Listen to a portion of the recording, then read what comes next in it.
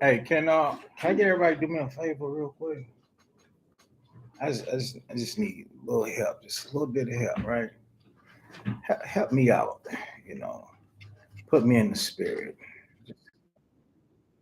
Just kind of help me out, just a little bit, right? But in order to help me out, you, you're gonna have to participate, right? You're gonna have to participate. You're gonna have to participate. Come on, help me out. Now, I don't ask for much.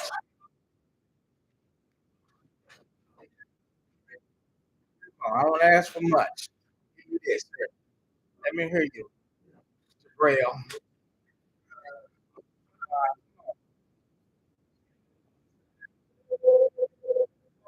It is right there.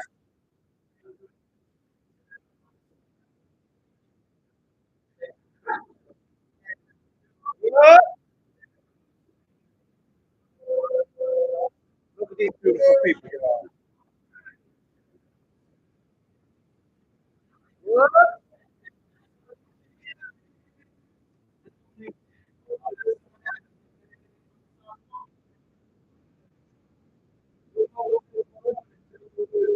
What's going on?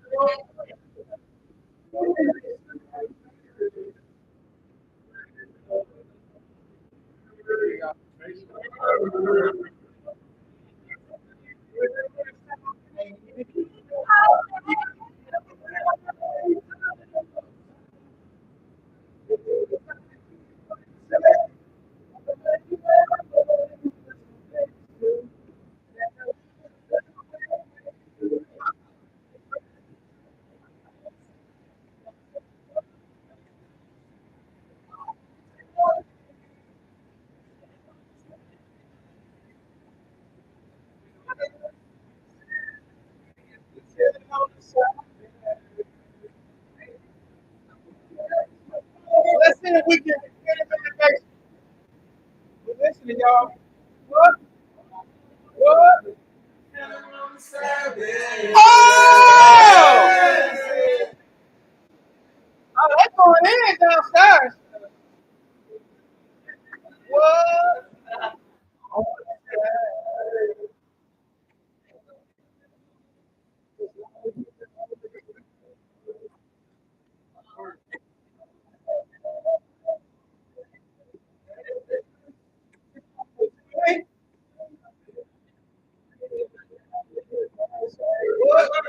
birthday.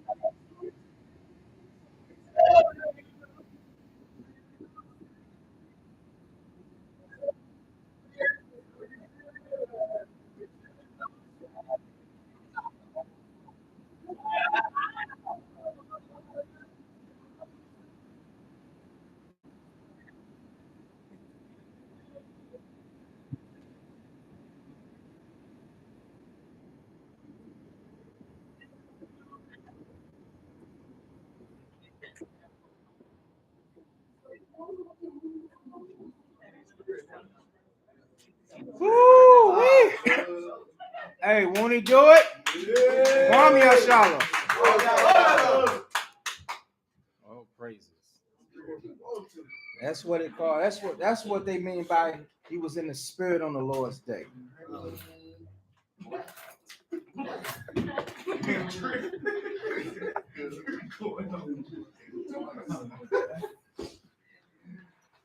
man.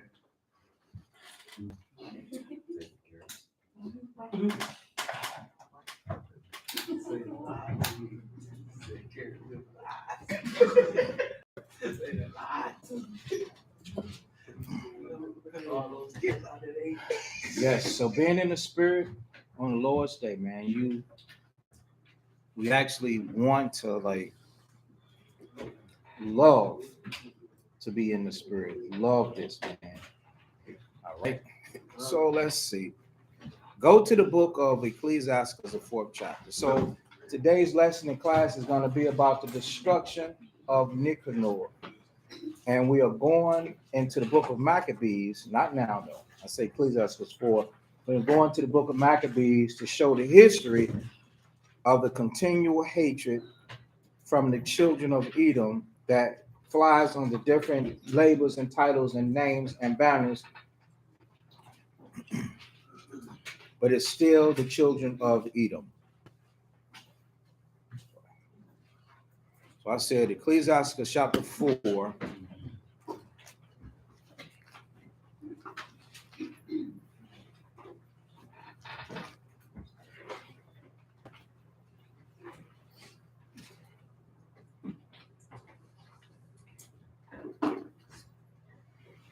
Okay, let me get my bearings.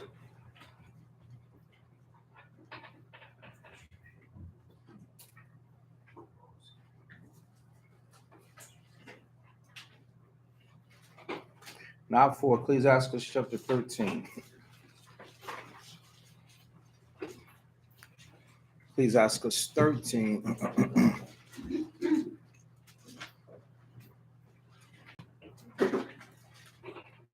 And verse 14. It is 4, but we'll read this since we're here. It's saying almost the exact same thing. Ecclesiastes 13 and 14. Read that. Ecclesiasticus chapter 13 and verse 14. Love the Lord all thy life, and call upon him for thy salvation. Right. So love the Most High all your life, Israel. So we're supposed to constantly be in the spirit of the Most High, and we're supposed to love the Most High. Now I'll go back to the 4th chapter. It is what I wanted to start. The book of Ecclesiastes chapter 4. I don't know how I got away from me.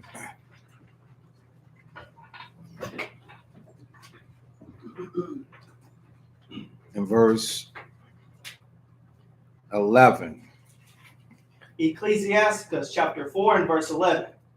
Wisdom exalted her children, and layeth hold on them that seek her. So once again, wisdom is experience. What you just experienced is being in the spirit, feeling good, praising the Most High, loving the Most High, happy to be here. Everybody's in a good mood. Everybody should be in a good mood. Everybody should be in good spirits. All right. So keeping that in mind, what does it do? It exalts the children of Israel.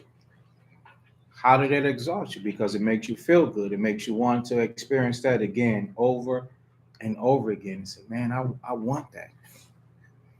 Every time I think about that moment right there, where we all on one page, on one accord, singing unto the Most High, how we are here together, praising the Most High, going over scriptures, we're chilling on the Sabbath.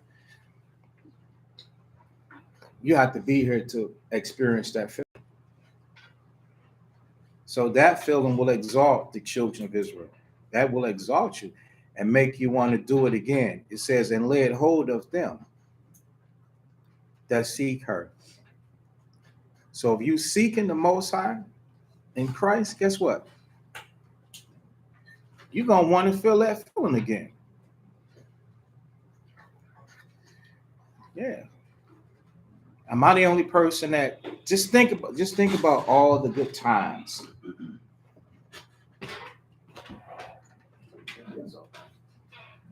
it's not on. Think about all the good times that we have together. How many of you think about the good times that we have together? Like, man, I want to feel that again. Okay, everybody but Soraya. Soraya, you gotta get in the spirit. We're gonna go through that again until it hits you. Right? The spirit jump on Soraya. Righteous communication will clean up not being in the spirit. Right? So a short answer. What is that? What does Shalom mean? It means peace. Shalom means peace. It's a greeting where people they salute each other when you say hello or when you say goodbye, coming and going. All right. So show of hands once again. You think about the good times when you've had good times, and you say, man, those are moments, frames in life that it can't be, you can't go back and do it. You can't relive that. But what you can do is every opportunity that you get, you can recreate a new one.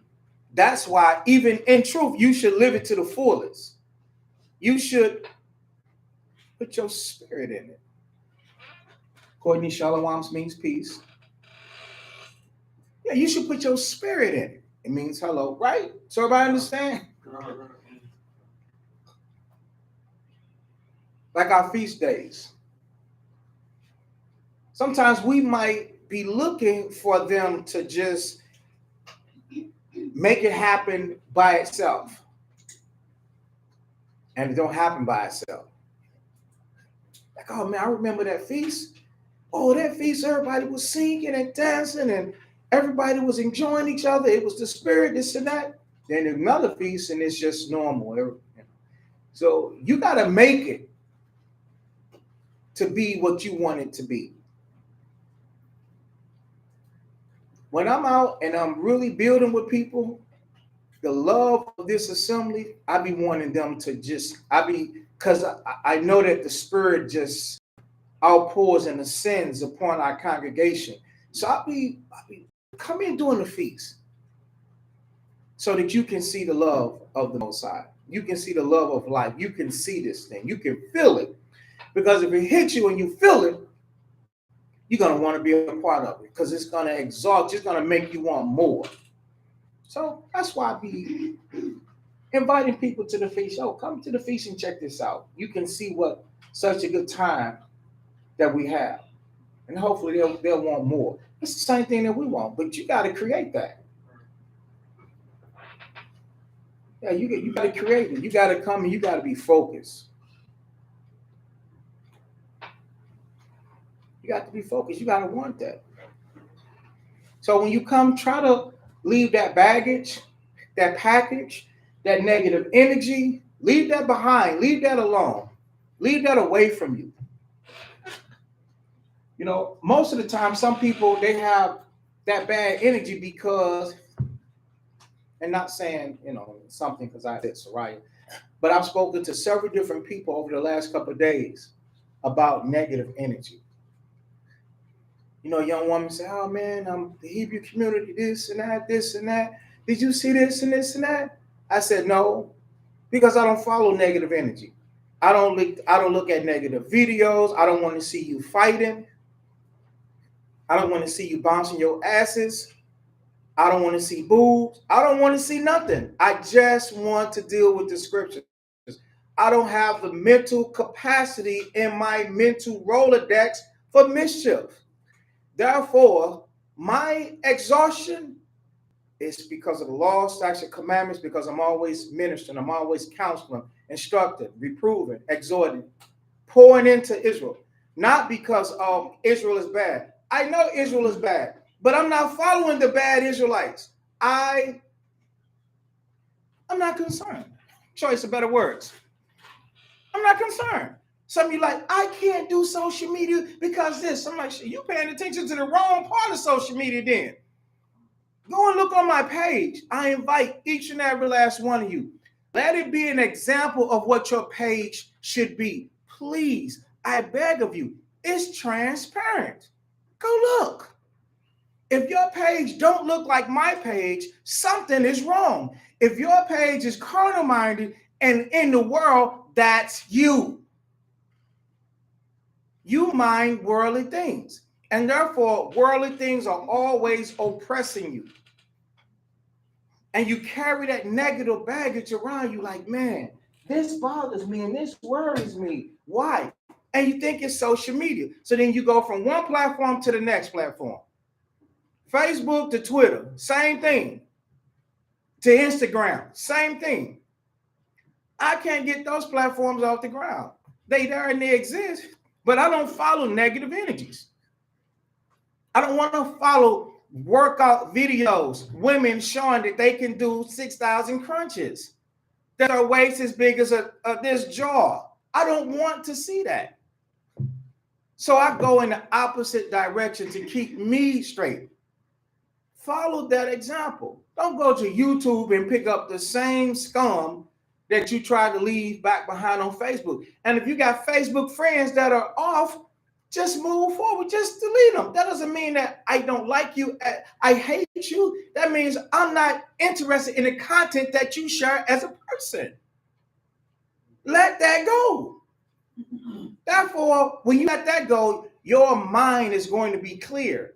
But if you don't, and you put that into your eyes, your soul and your spirit going to be dark. And you're going to always be struggling, wondering why you're not interested in the scriptures. And when somebody do talk to you, they doing too much. No, they're not doing enough. So get that together.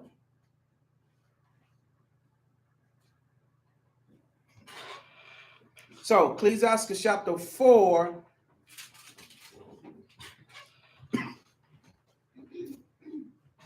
And the second part of 11, it says, and hold it them. I'm talking about the experience. Being in the spirit. It will hold you, but it'll hold the ones that are what? Looking for it, that'll seek after it. You want that? You should be coming over and over and over, trying to relive that moment again. Man, we was in the spirit. Everybody was crooning. Everybody was feeling good. That's an amazing feeling. How many people has been out of town together with the assembly? Raise your hand. Amazing feeling. Doesn't it feel good? Feels good. That experience take hold of you and like, man, when we going to do it again? We had a lot of fun. We enjoy, because the world, since you can't do things in the world, you like, well, what can I do? You can't have righteous fellowship.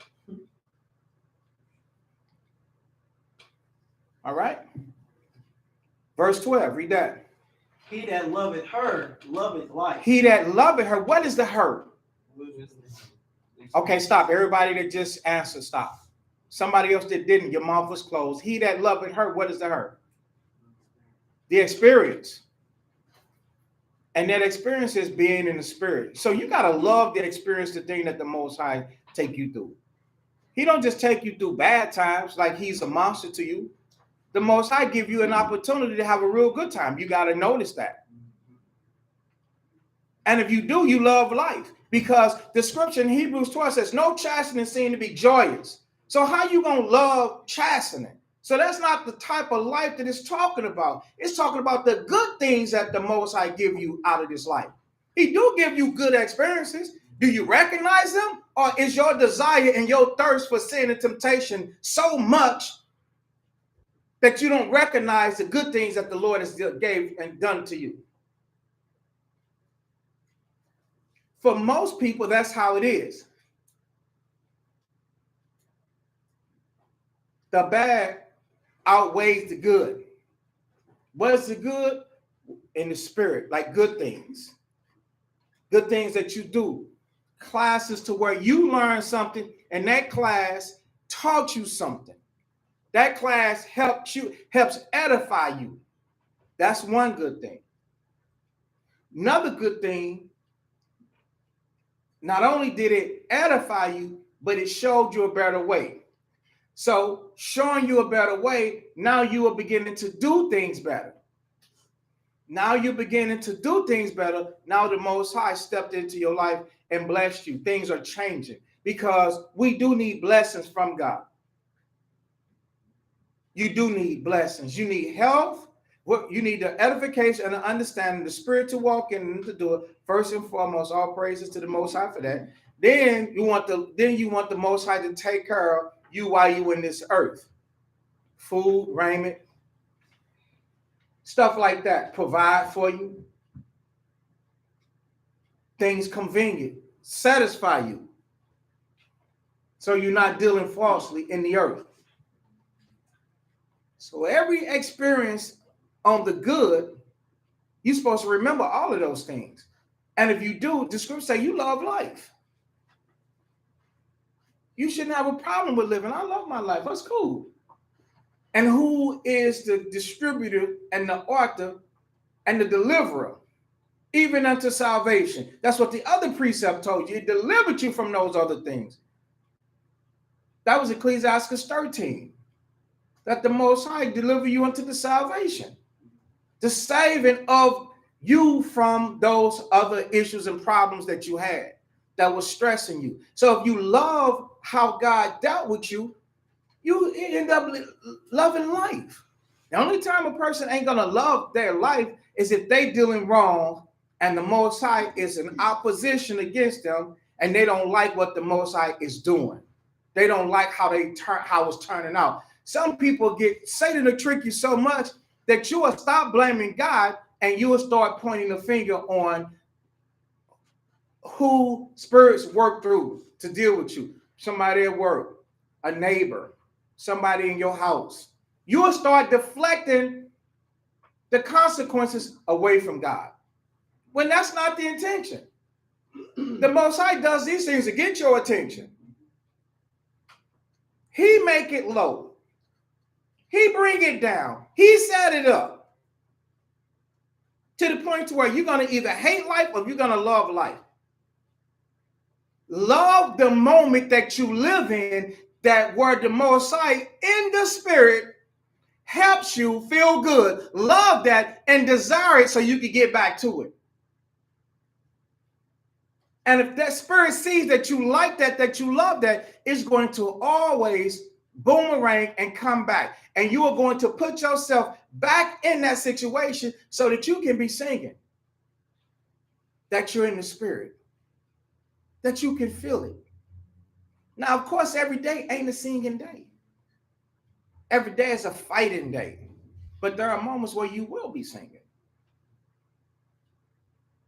Now, you got to think about that.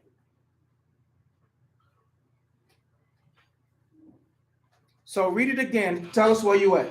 Ecclesiasticus chapter 4 and verse 12. He that loveth her, loveth life. He that loveth that experience, you love what the Most High do for you. You love life. Go ahead. And they that seek her early shall be filled with joy. And they that seek, you want that experience. You're going to be filled with joy. I had to go through this with some brothers on the phone last night. That is, I don't want to do that again today. That's experience, though.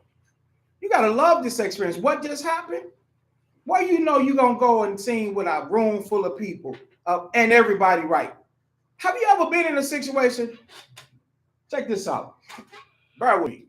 You ever been in a situation to where it might be a group chat or a room full of people? You know they don't deal right. They're not in the laws, statutes, and commandments. But they praising the Most High. They talking about God. And you being a commandment keeper, you held to a certain level. You're like, this is the right way according to the scriptures. What are all of y'all talking about? So it even feels awkward for you to even join in with that. Right? Okay, so you understand what I'm talking about. But here it's not like that. Every member and every soul desires to be according to your mind state. You should try in. At least we understand the concept. Now, we might not be where the next brother or sister next to you, in front of you, behind you are, but we're not missing this. We get this here. We believe in the Father. We believe in the Son. We believe that we have to have the Holy Spirit to be born again. We believe in that. And we believe that we should be applying the scriptures, right? So to sing with one another, that feels amazing. That feels good. That lifts your spirit up. Because that means the person that you rolling with, they not bugged out like, I'm singing to the white image. The white image saved me. You understand? You understand? I don't have to keep laws. I can do whatever I want to do.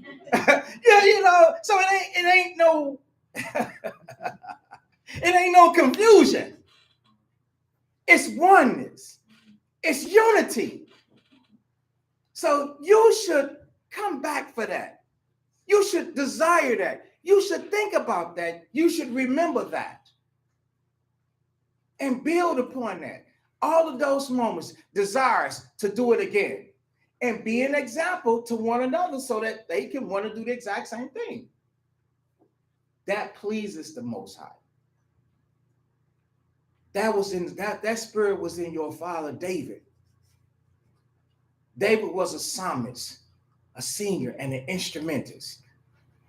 And he got the people together and say, hey, let's sing. Let's praise the Most High. And his words, and he wrote down, and others that was around him, he called that book Psalms. He took his spirit and he poured it out upon his instruments and through his voice because he was praising, he was happy. And at the end of it, he still was a great person that the Most High gave wisdom and understanding to. So you can still be a great person that walk in laws, that walk in statutes, that keep commandments, and then praise the Most High. Don't let nobody tell you, oh, this world has stolen everything and turned it against us to where we don't want to do that. The scriptures tell you praise the Most High. Somebody find me a precept while I'm speaking. The scriptures tell you to praise the Most High. But we won't praise the Most High because that's what they was doing in Baptist church. They were singing and praising the Most High. They was praising God. They're like, oh, they don't deal with God. Okay? So we won't do it. And we'll redact and ignore the scriptures.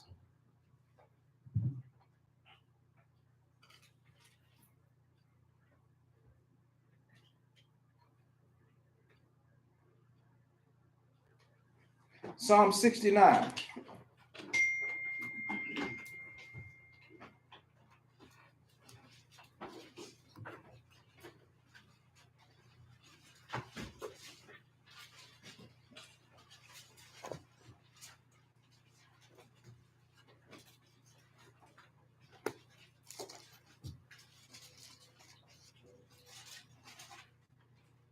Psalm 69 and verse 30. Psalms chapter 69 and verse 30. I will praise the name of God with a song. I will praise the name of the Most High with a song. Go ahead. And will magnify him with thanksgiving. That's right. And I'm going to magnify him. This is what David said. I'm going to do it with what? With thanksgiving. All right. Now go to Psalms 91, Psalms 92.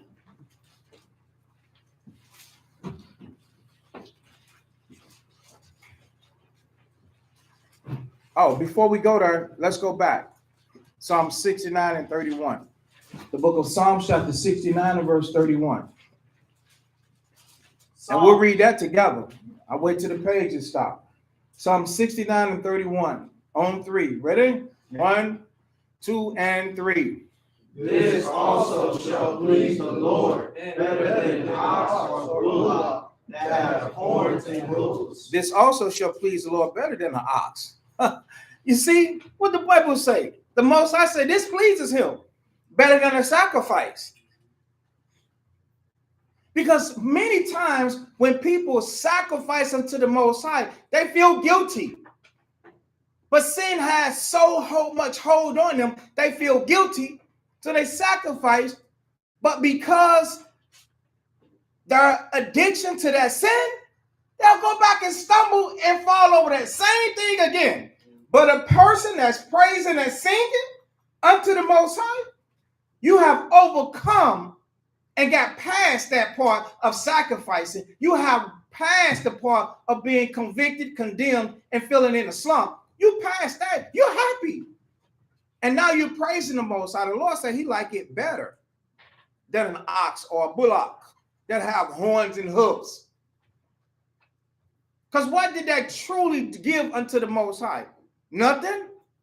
But the fruit of your lips did. You poured your spirit out unto the Most High God. Read verse 32. The humble shall see this. The humble shall see this. Meaning the humble shall understand this. That praising the Most High is a good thing. Better than an ox. Praise the Most High and don't be afraid. Go ahead. And be glad, and your heart shall live that seek God. All right. So now let's go to the other one. Psalms 92.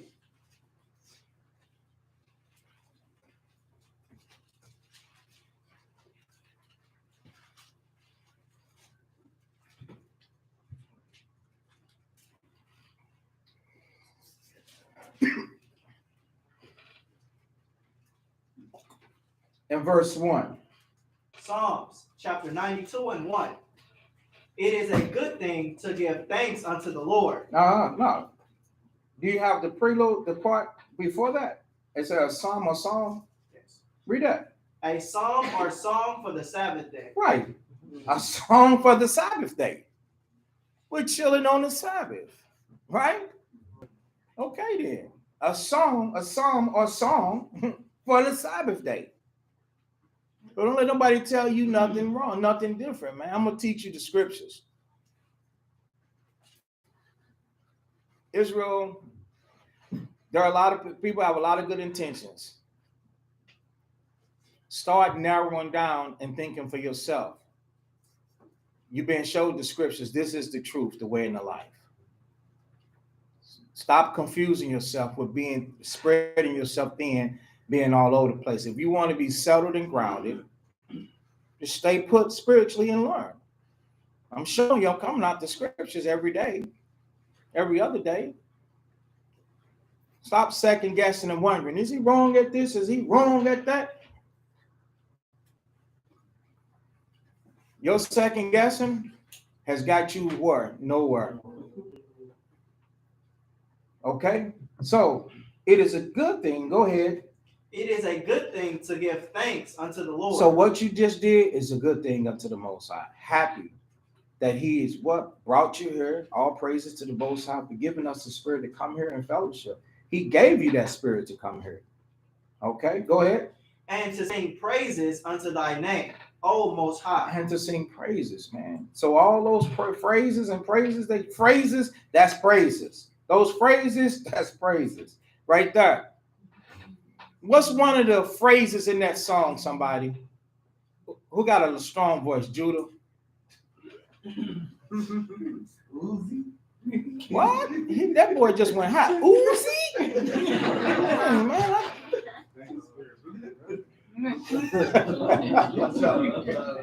I'm one of those singers that have to hear the song. No, I don't want you to sing it. Just, you can just say it. Yeah, the commandment says to remember the Sabbath and keep it holy. Right. The commandment says, yeah, that's a phrase right there. That is praise unto the Most High. Who made the commandments? The Most High. The Lord gave that word. So that phrase right there is a praise right there. You get praise unto the Most High. If you was talking about man, you'd be like, man, you kind of riding the man job. You talking about man right there. But unto the Most High, the simplicity in that phrase, we got to know that that's a form of praise. That you should always remember the Most High. What's that part you said? The commandment says to remember the Sabbath. to keep it holy. That boy, he quoted the scripture in Exodus 20 and 8. Another one real quick, James. Go do what you want to.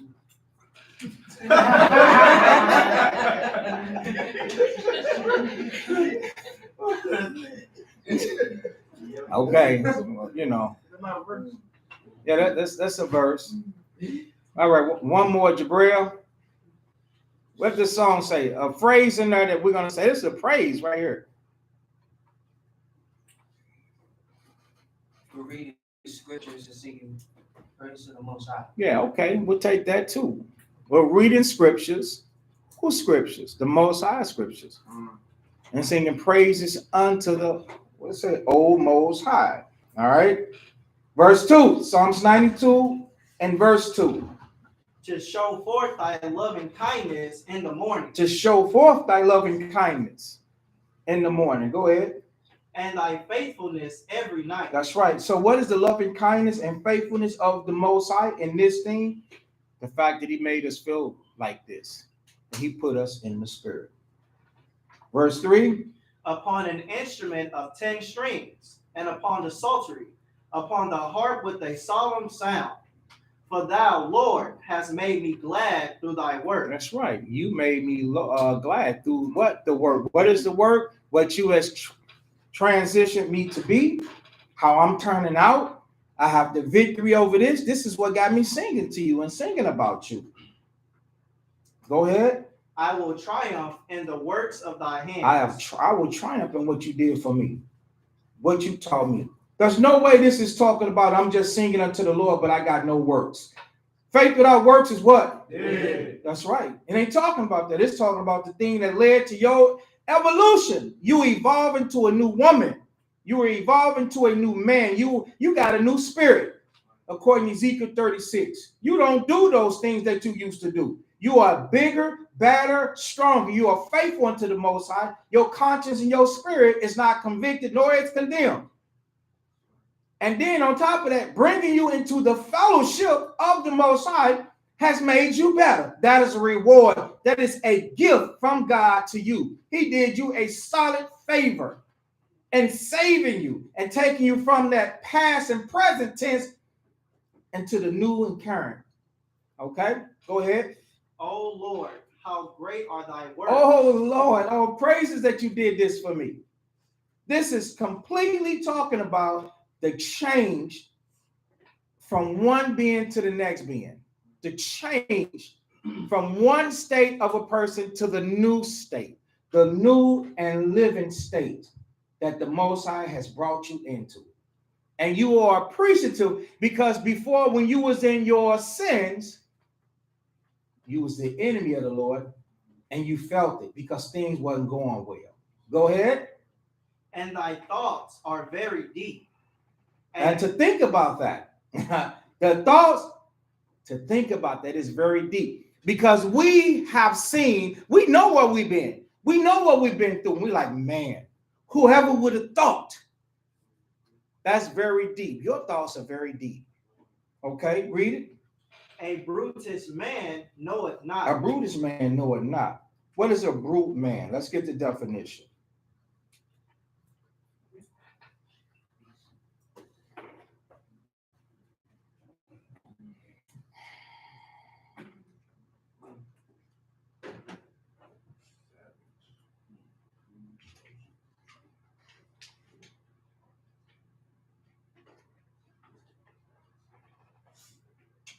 Okay, I'm having problems into that connection. Anybody get it? Yeah. You want the synonyms or just the first definition? The definition. Of or relating to beasts. Characteristics of an animal. Characteristics of an animal. And what does that mean? Brutish. Somebody says spell it. Brutish. Brutus. Yes. I mean cruel. It means characteristics of an animal. They don't care. Unhuman like nature. I don't know why I can't get the no. Yeah, look up brute. No, I ain't even getting no reception with that one either. Yeah.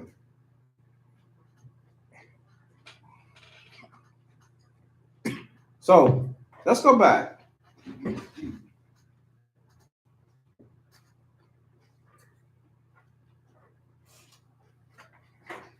A Brutus man know it not. So somebody they're not spiritual,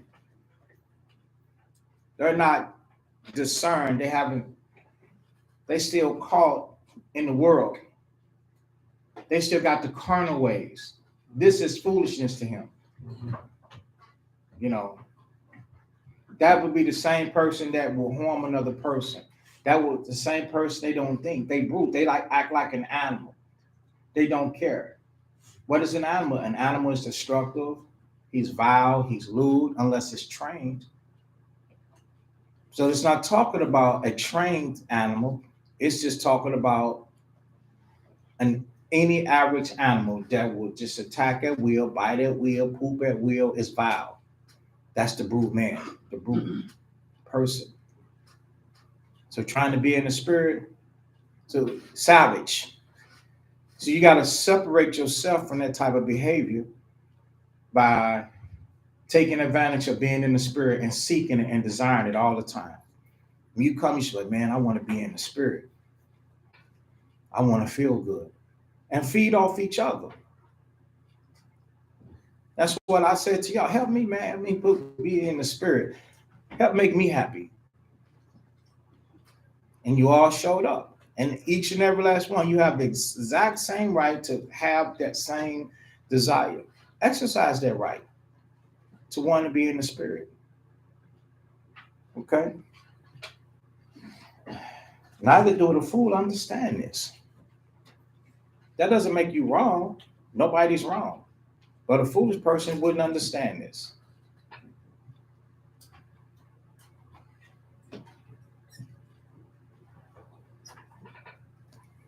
Okay, last one. Somebody had sent this.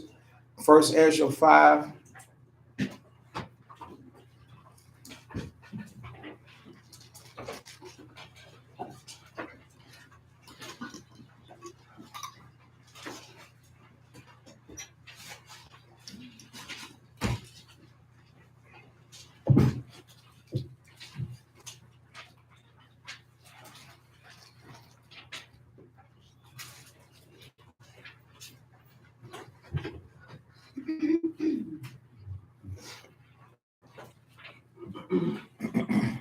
So First Ezra 5 and verse 59. First Ezra chapter 5 and verse 59. And the priests stood arrayed in their vestment with musical instruments and trumpets. And the Levites, the son of Asaph, had cymbals, singing songs of thanksgiving and praising the Lord. So sometimes you might read in the Psalms and it will tell you it's the Psalms of Asaph. He's a Levite. And they had instruments, musical instruments, trumpets. So he could have been like a director, a band director, musician, or whatever. Or he could have just wrote one of the Psalms. Okay? But verse 60. Singing songs of thanksgiving and praising the Lord, according as David, the king of Israel, had adorned. So it was all David. David was orchestrating all of that. Having Israel to do that. Praise the Most High. Because he knew that the Most High liked that. He could tell by the success that it brought to him. Go ahead. And they sung with loud voices. And they sung with loud voices. So if I'm asking people, okay, let's hear where they at in the basement. Where they at over here? This is to make it louder and louder and louder. They sung with loud voices. There's no way that we should be singing carnal, worldly things, but we can't sing praise the Most High. Do you not know that the Most High knows the difference with that?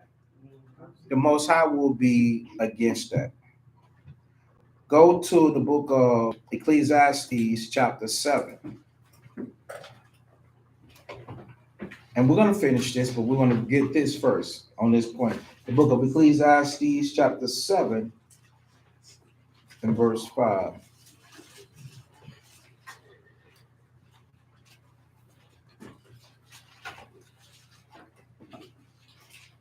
What are we reading? The Bible. It's okay to sing songs unto the Most High, praise the Most High when you coming together, you in the spirit, you feeling good. That's perfectly fine. We should be doing that often, all the time, and never let anybody make you feel that you're doing something wrong. All right, so read the book. Ecclesiastes chapter 7 and 5. It is better to hear the rebuke of the wise than for a man to hear the song of fools. That's right. So even nobody's being rebuked, but even if you're singing a song of fools, nobody wants to hear that. They want to hear the rebuke of the wise. They want to hear the scriptures. We would rather hear you sing the psalms according to the scriptures or sing in the spirit. You don't have to write the song, but you can definitely, if somebody wrote it, and that means they're highly spirited right there. The spirit is upon them. Who this? Let me ask y'all a question. Is the spirit on somebody that writes the songs of fools, or the spirit is on the person that wrote the song that praises the Most High? That praises the Most High. And yet, we singing and rememorizing the songs of who? Who was under the spirit of the Most High when they wrote that songs.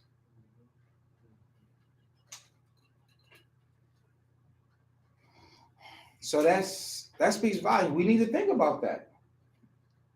We need to think about that. Because there is a spirit that's associated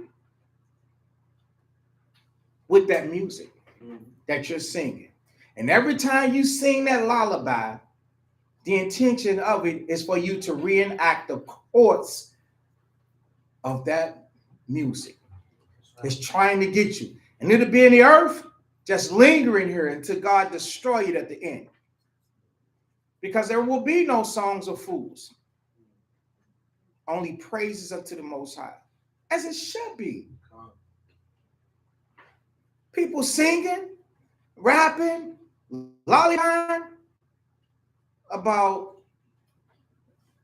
when I say love, see, first thing you'll do is think about, well, what's wrong with love? The way that your mind is, you could be a couple, and you can say, well, yes, I love my wife, or wives, you love their husband, that's fine. But the spirit that was on that person when they wrote that song, what spirit was that? And what is their intention behind that song? Yes, fornicating. A lot of this music is about heartbreak.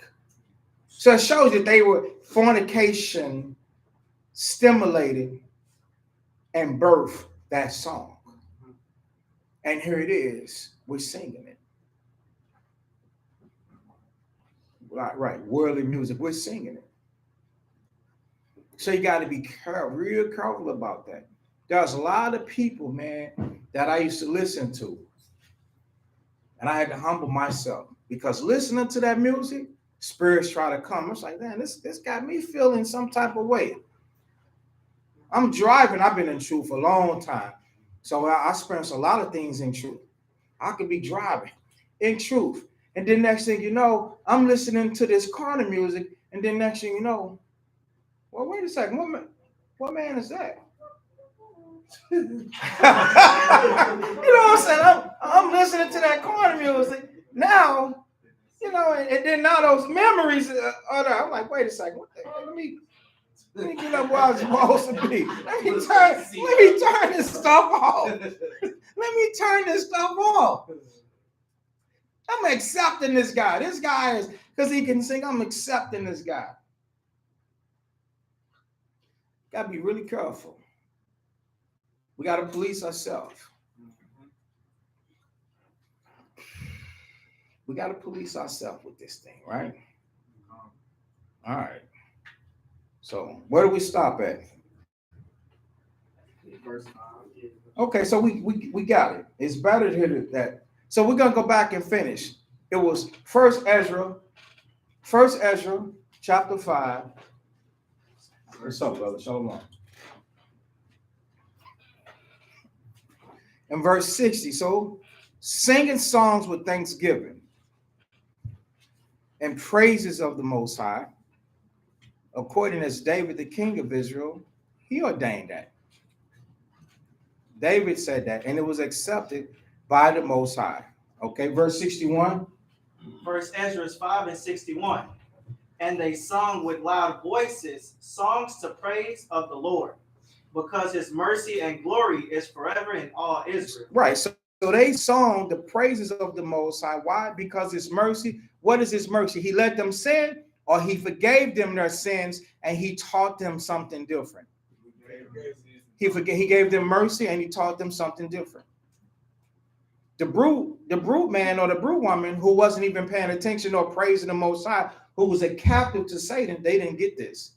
They were like beasts. They were just all over the place doing anything. They didn't care. But those that received the mercy of the Most High, he got glory. Verse 62. And all the people sounded trumpets and shouted with a loud voice, singing songs of thanksgiving unto the Lord for the rearing up of the house of the Lord. Right. So all praises. All right. So in this precept, the house was built.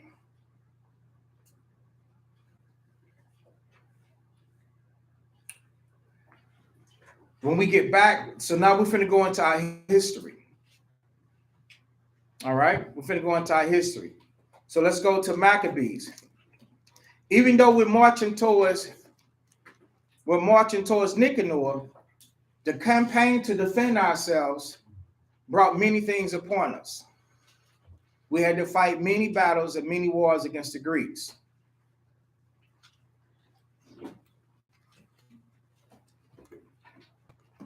So remember how they had defiled the temple, they profaned it, they did many different things. So we had Maccabees 4, correct?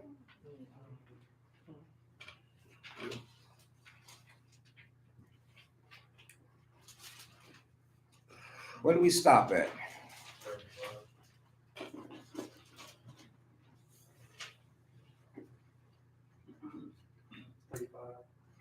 All right. 35. I think we went past that. Or did we stop that? Lysias saw his army put to flight, Judas' manliness and the manliness of Judas' soldiers, and how they were ready either to live or die violently. He went into Antiochia, gathered together a company of strangers. That's when we talked about the United Nations, and having made his army greater than it was, and he proposed to come again into Judea. So we talked about that, and we talked about the United Nations.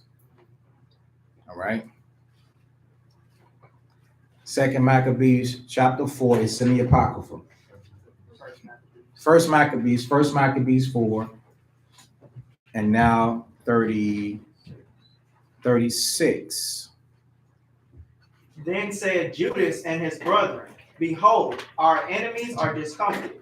Let us go up to cleanse and dedicate the sanctuary. Right. So although we're going to read the one event, we have to go through this event to get to the next event.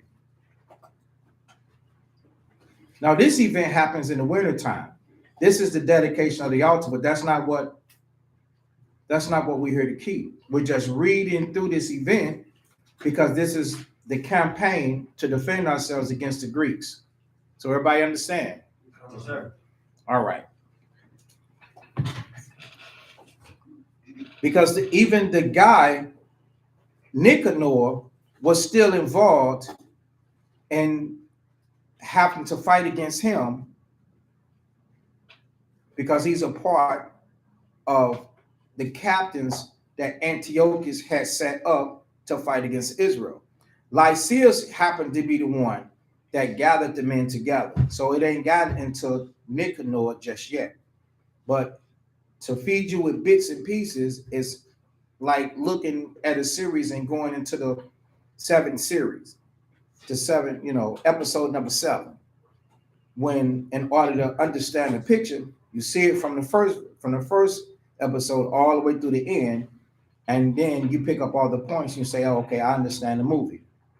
All right. So, verse 36. 37. Verse 37, wherever you left off at. Go ahead. Upon this, all hosts assembled themselves together and went up into Mount Zion.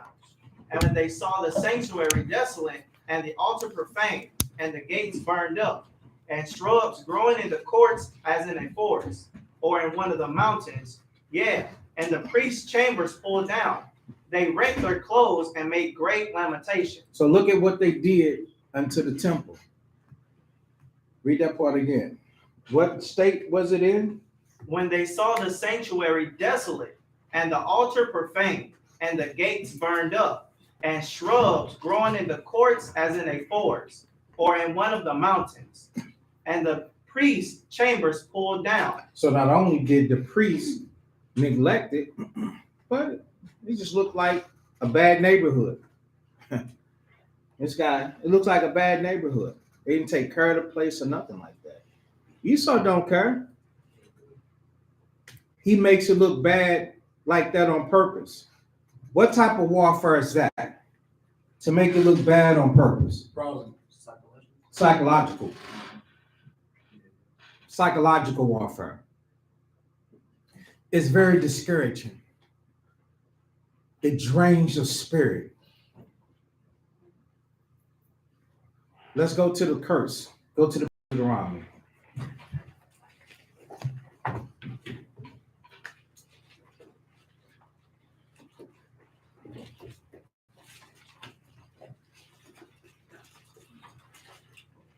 Chapter 28.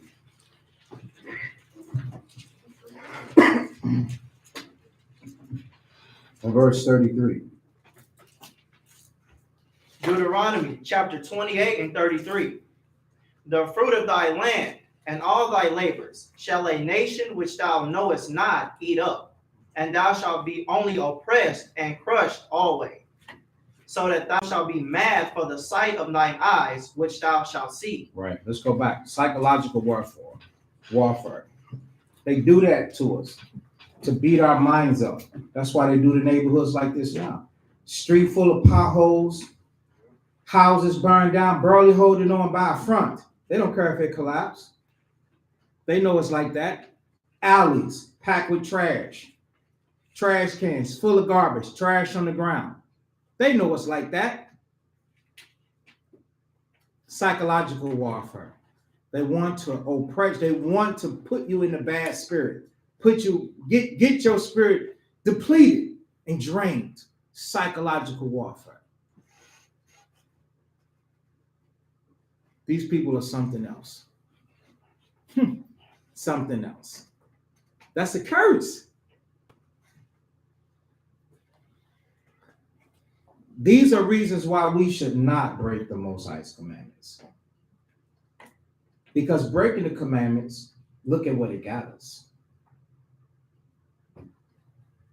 Hold this, go to Tobit 4.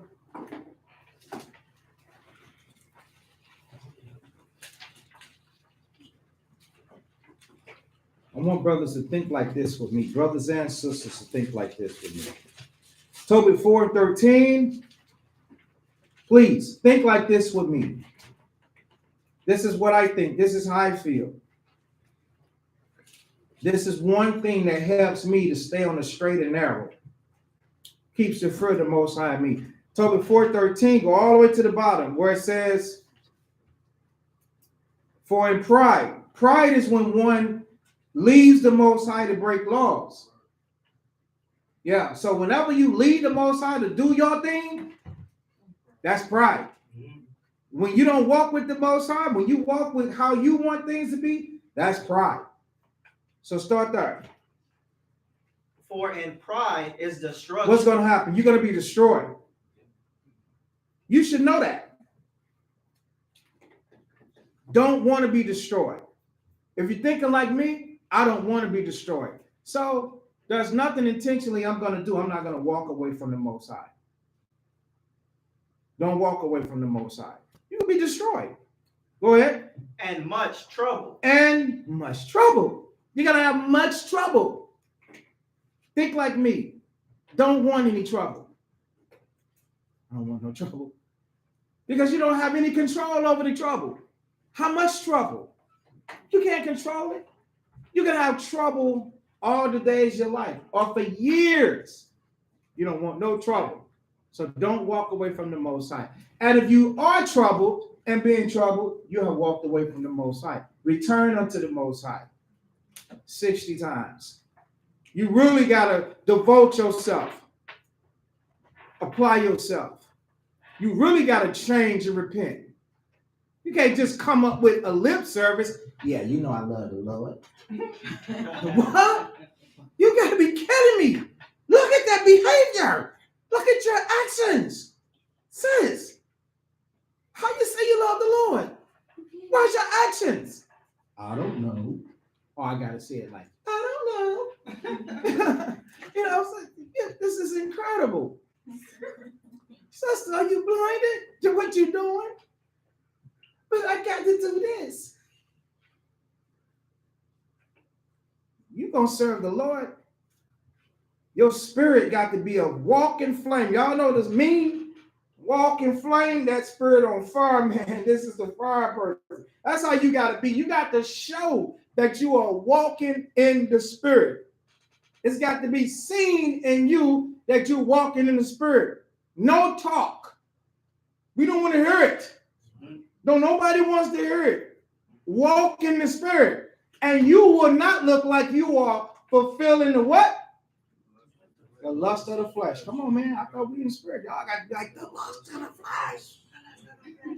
You got to be right there. You know the answers. Without anything. Don't say that. You can't talk.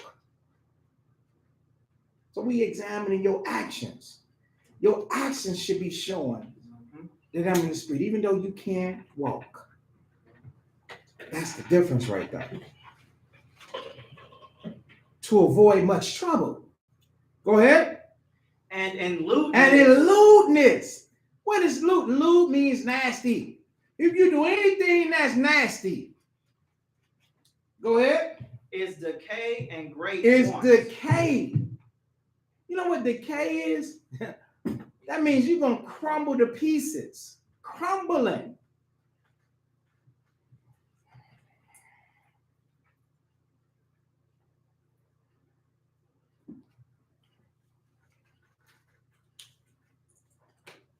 Hold on.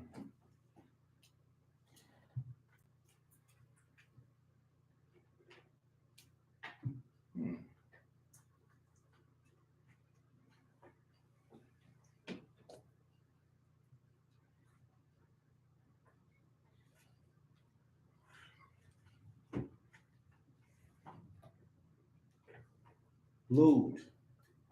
It's giving something to me even though I'm not online. It says cruel and offensive in a sexual way.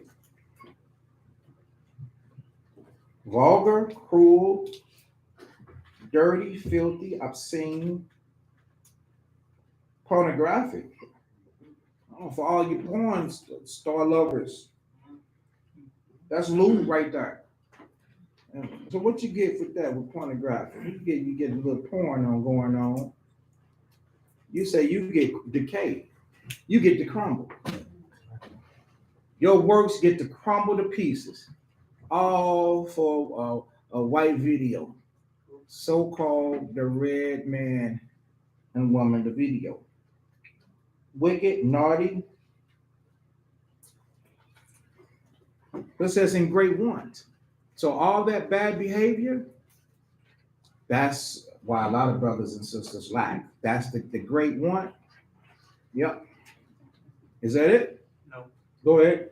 For lewdness is the mother of famine. For lewdness is the reason why we are in hardship. Famine meaning lack of resources.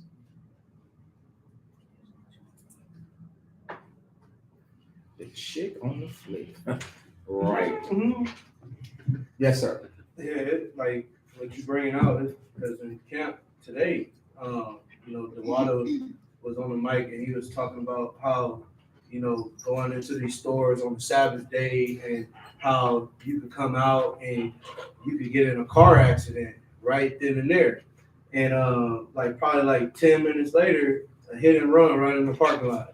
Two people going to shopping on the Sabbath day, and somebody backing in, some brothers that was already dealing with the car that hit the other car. They was being spoke to by the prophets, and they end up backing into somebody, knocking off this older man tail light and everything, and just ran off. Bumper removal company. Man, straight up ran off.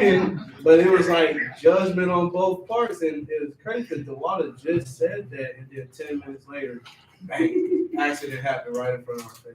Wow, yeah, not listening. Spirit was speaking through them, and they didn't listen. Now they got a scrape. You have a scratch, and nobody likes a scratch on the car. That thing looked like a patch. Okay. Damn. So let's read it without stopping now. Tell us where you at. Tobit chapter 4 and verse 13, middle of the precept. For in pride is destruction and much trouble, and in lewdness is decay and great want. For lewdness is the mother of famine. Right. So you don't want famine. Famine don't happen for a day. Man, you could be in famine for a long time, man. No job. What happened when them shoes were out? And even though that's the last thing you know you're gonna buy, but them shoes were out, they ain't looking too good. You show up with them shoes on. Now you know I'm usually saying, but Israel likes to look good, man. You can't hide them feet. Them shoes is displaying famine. You feel me? Famine. Walk, that's right. Walk on out. Famine. See them shoes, famine. So you don't want that. Now listen, with all humor aside and still in it, hey, not talking about, it seems like it, no pun intended towards, our less fortunate brothers and sisters out here that they got one pair of shoes, that's fine. This is to tell you brothers and sisters that are present here today, right now, don't let the Most High bring you down to your last $2. Yeah, and your shoes, messing with him. Now, he worse than Mike Tyson. Why you gonna deal with the Lord? You can't botch the Lord. You're gonna get into this much trouble. So you're supposed to, through the Spirit, apply the scriptures. So that's how I be like. I'm like, Lord, I don't want no smoke from you. So when Satan offered me some sin, I'm like, no, I don't want no sin. Like, sure, Sham, you can't use no sin. It's like, yeah, I'm sure I can't. I don't want no sin, Satan. But I'm gonna go keep these commandments. Now you go on about your business, and then I walk off, leave them talking. You can't ask Satan, okay? Like you waiting for Satan to say bye. You gonna say bye? You gonna say shalom? You better get out of there. You tell him, no, I don't want no sin, Satan. And you can leave that. Why? Great one, trouble, all that stuff. Stop getting fooled. So let's go back. Look at the condition, all this that happened, man. The sanctuary being desolate, altar profaned, the gates burned up, shrubs growing in the courts. So I'm reading 1 Maccabees 4:38. The priests' chambers pulled down, the things that were sacred to them. Right? Verse 39, read that. They rent their clothes and made great lamentation, and cast ash upon their heads, and fell down flat to the ground upon their faces, and blew an alarm with the trumpets, and cried toward heaven.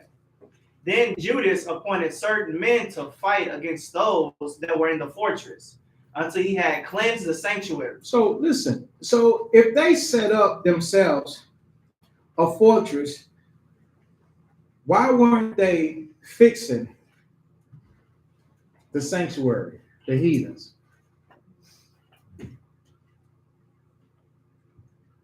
So why wasn't they fixing the heat? Yeah, because they're present. Judas them saw them now. A fortress is you fortified yourself. You set a place where can't nobody get to you and you can defend it. And you say, okay, I'm gonna be able to defend it and I can take people out from here. I can keep them from doing anything. Judas appointed certain men to fight against those that were in the fortress until he cleansed the sanctuary. So if they fortified themselves there to protect the place from being retaken, why didn't the people that was there, the Greeks, why didn't they clean up the place and fix the sanctuary? Because they're British. That's in Jude 5. Okay, so you out. Who else? Jude 5 and 20 say, because the Lord gonna be for us if we serve Him and keep the command. I think you're thinking too deep into it. Be simple. Why didn't they? Why didn't he clean up the? Somebody didn't answer. Why didn't they clean up the place? They don't care about it. They didn't care about it. Okay, somebody else. Go ahead, Javon. Because it was saying that they was in there partying, so they didn't even have. You gotta speak loud because people in the basement they want to hear you. Act like you playing with VJ.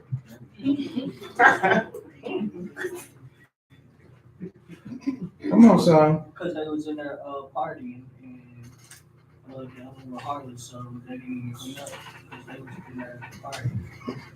No, not because they were partying.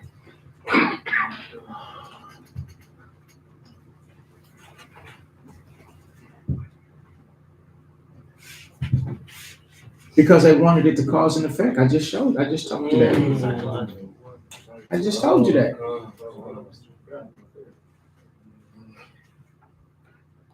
Yeah, they wanted to go to the book of Tobit, the first chapter.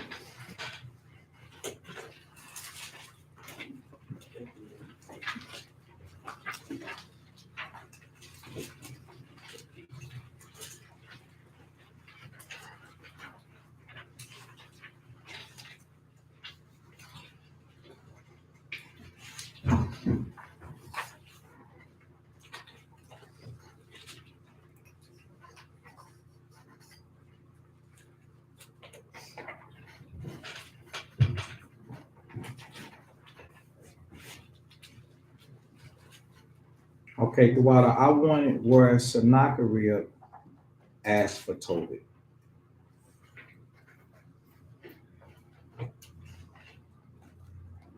When he found out about what he found out. Let me find it. Bear with me, Israel. We in the book of Tobit.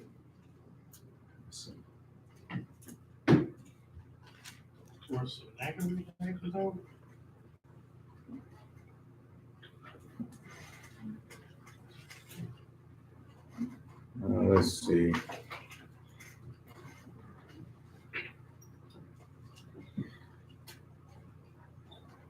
Okay, verse 15, 1 and 15. Tobit, chapter 1 and verse 15. So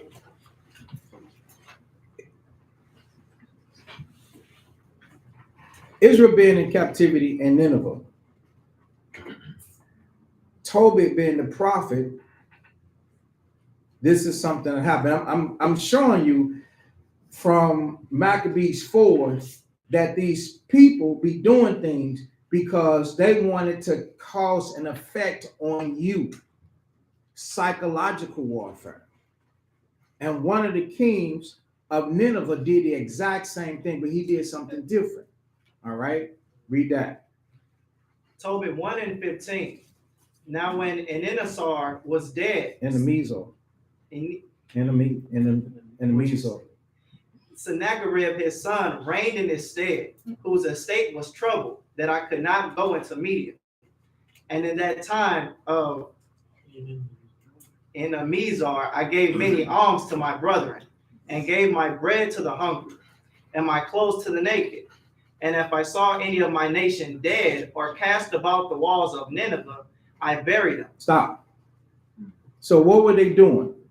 Killing people and leaving their bodies out as a statement.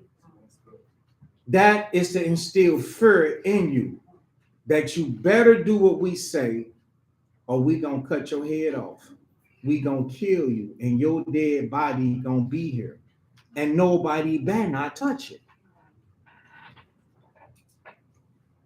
These people are brute savages. They don't care. Yes, sir. Is they heathens? Is they heathens? Yes. These are Edomites. Okay. Yes. I told you that they keep changing their names, going under the different banners of titles and labels, but this is Esau. All right, go ahead. And if the king Sennacherib had slain any, So when the king had somebody killed, go ahead. when he was come and fled from Judea, I buried them privily, for in his wrath he killed many. So he killed a lot of people, and he wanted those dead bodies to just remain there. Okay, go ahead.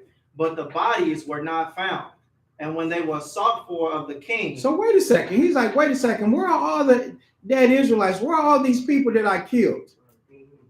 He come back through here. He know that it's supposed to be bodies because he had them killed. He said he saw from them like, where are the people that I killed? Go ahead. And when one of the Ninevites went and complained of me to the king. Wait a second. How you gonna complain of a man doing a just thing, burying him? That's all he was doing. So they went to complain because the symbol of do not play with King Sennacherib was put aside. Go ahead. That I buried them and hid myself, understanding that I was sought for to be put to death. I withdrew myself for fear. Right. So then they sent out people to search for Tobit, to kill him, because he was taking the dead bodies and burying the bodies. So they do all of these things for psychological to mess you up. That's the reason why the communities that we live in, they are still the way that your streets are not smooth. Your houses are still dated 1909, 1910, 1920, 1960. See, psychological warfare to mess your mind up, to stress your spirit, to vex you, never to make you happy. You eat, sleep, go to work, and get up and come back here. Always leaving you in a vexed state of mind. And then on top of that, dump drugs for comfort in your community. They use everything that they possibly can to keep you in a mental state of confusion. But guess what? The only hope for the so-called Black and Hispanic and so-called Native American of Negro descent is the Bible. It is the Holy Scriptures. It's the Most High's laws, statutes, and commandments. That's the only hope. Because it's the laws, statutes, and the commandments that tell you to be sober and not to use drugs. You see, your friendly neighborhood white man tell you what? What do you say about drugs? Do it. The very same drugs that he's locked our fathers and our uncles and cousins up for, he got legal dispensaries now. When you got people sitting in prison doing double digits, football numbers, their lives are gone. Their lives is destroyed. Like their lives meant nothing. It's the laws, statutes, and the commandments of the Most High that tell you about killing, not to kill. So why not come back unto the Most High's laws? When the man's principle is built upon murder because he lived by the sword. That's why there are so many guns in his borders. Gunshots ringing out over and over and over. The list can go on, man. Psychological warfare. These things are put here to make you crazy. And it does it. For the sight of your eyes, you be depressed. And it don't matter where you go. It don't matter where you go. You can't afford to do nothing else unless you give yourself over to him. You want to move out of the community where your people is? Guess what? On the outside, you're going to look like your people, but on the inside, you're going to look like him. You're going to sound like him. You got to change your voice. Yes. How do you know that? That's the one. See, it's right over there. Absolutely. Without a doubt, for sure. Absolutely.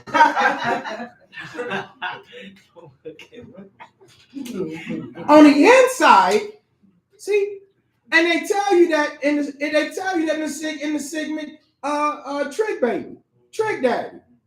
They tell you that. They say, oh yeah, it's the liberals that lift them up. They say, don't worry about that. If you leave a good one in the ghetto, he'll rise them up. But if you bring him amongst us, you neutralize that threat. On the outside, he'll be one of them, but on the inside, he'll be one of us. They know that. So it's a bonus. So they don't want to leave nothing good behind because they constantly want to mess up your mind state. Who don't understand that? Who've never heard the trick daddy or trick baby? Man, woman, who ain't heard it? You all heard it. You sure? Sister, you all heard it? No? Let me find it. You ain't said nothing but a word. I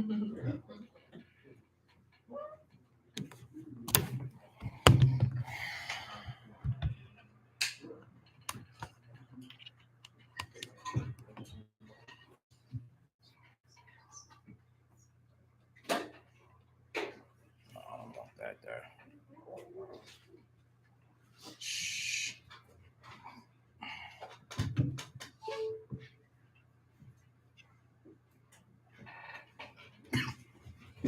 So listen very closely.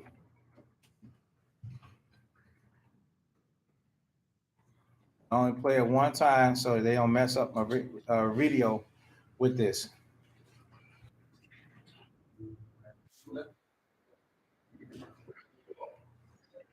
Says you liberals who lifted him up. Liberal meaning you freely giving out the money. You freely giving them places to stay. So if you happen to get a job to where you make a certain amount of money, they do that for you, targeting you because they see something in you. They want you to come away from the rest of them before you put those bright ideals in their head and you tell them how to do the things that they have taught you. So they bring you away from us and give you an apartment or put you in a house or you live in a certain community. And then guess what? When you see us out there with flyers talking about, brother, sister, you know the truth, you won't even roll your window down. Because on the inside, you thinking about the environment that you've been allowed to migrate into, and you look with despise down on your own people. They do that. That's a war that they have raised on every level against us. Listen to it. I'm sorry you can't see it, but listen with your ears.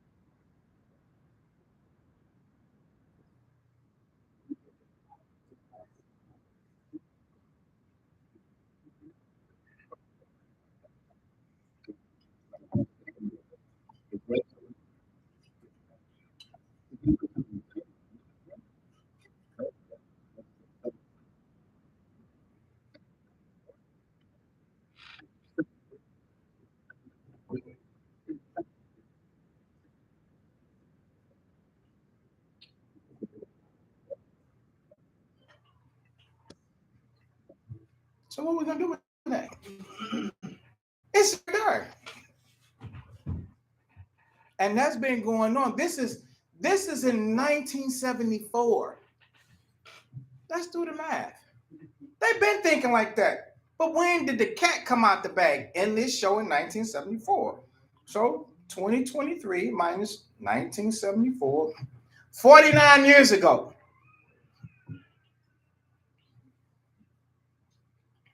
So that's older than 98% of this congregation. So before you were even born, you were already targeted on how to deal with you. What are you going to do with that? Knowing that your generation, the war was raised against you before you were born, that you were being set up to be preyed upon and targeted. And you don't want to change? You don't want to do nothing different? You want to fall right into their hands, into their schemes?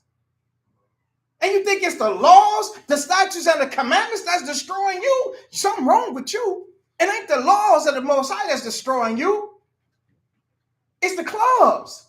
It's the music. It's the drugs. It's the sexual body count that's destroying you. That's what they want. And the fact that any one of you might have some mental capacity or gift or trade for you to leave and not be in your environment, that's what you just read. That's what they want. You think that, oh, you are better than the rest of your people because, oh, you got the job, you made this money, you got this sis. No, Negro, you've been puppetized.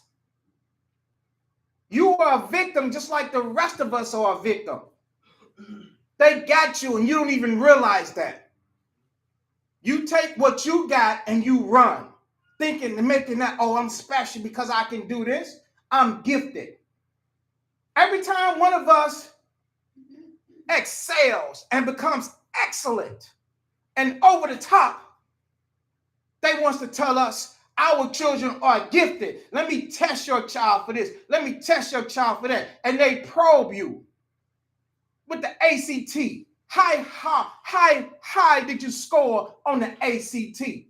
Do you score way above or did you average? If you average, I'm getting there, you like everybody else. But if you way above, guess what? We are going to give you a scholarship to our college. Ding, ding, ding, ding. We're like, oh yeah, I'm going to this, I'm going to that. Right out of the hood.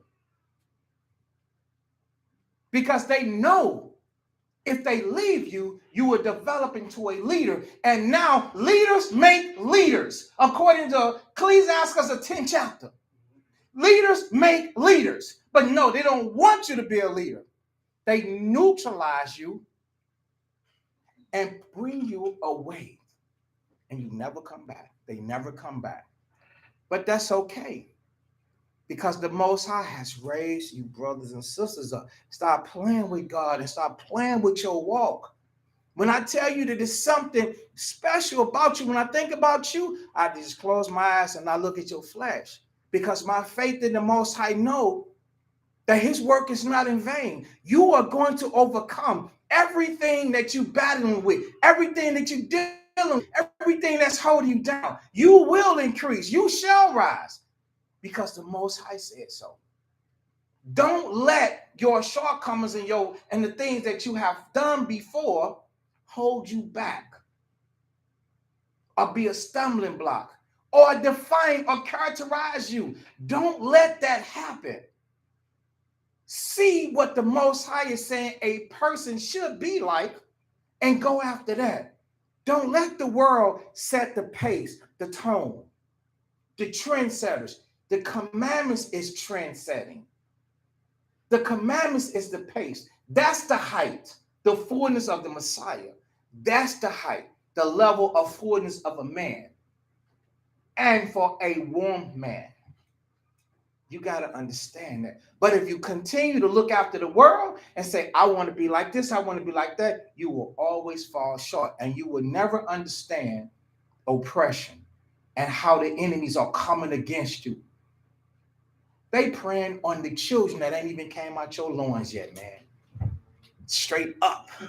Children that you ain't even got. They got something in the future waiting for them. You got to think about it. The choice is yours. You can be with it or you can be against it. The first day one, listen to me. Day one, over 30 years ago, day one, when I heard about it, day one, I said, I'm against it. And everything that I was doing became trash to me.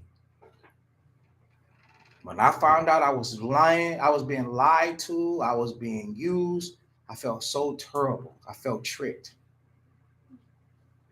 How do you feel knowing that these people are conspiring against you like this? Then you still gonna go right along with what they say is cool? Celebrating holidays? Dude, they named you. Who are they to name you? Call you black? That's a color in a crayon book. Your skirts and dresses and shirts and headscarves look black. You don't look black. Black is void. Nothing. Named you after two Roman generals, Leo Africanus and America Vespucci. You two white men? No. You should be done with following lies. The only way that you're going to be done and show that you're done, let's do this. That's it, man. This is how you show you done. Don't give nothing else to them. Don't give nothing else to them. Don't give them your mind. Don't give them your flesh. Don't give them your body. Let the Most High dwell richly in your mind and in your spirit. And when you do that, you are going to set, and everything going to be right. You ain't going to have a sexual body count. You're going to have a wife that's going to have children. You're going to be in the house with your children and raise your children as a father. You're going to be able to walk with your child and talk with your child. Not your child over in some house and the woman is by herself. Y'all don't get along. Y'all don't get along because you made a choice as a man. You made the wrong choice as a man. You got to stop that, man. You got to stop that. Making the wrong choice as a man. Same thing with the girls, with the young women. Don't make the wrong choice.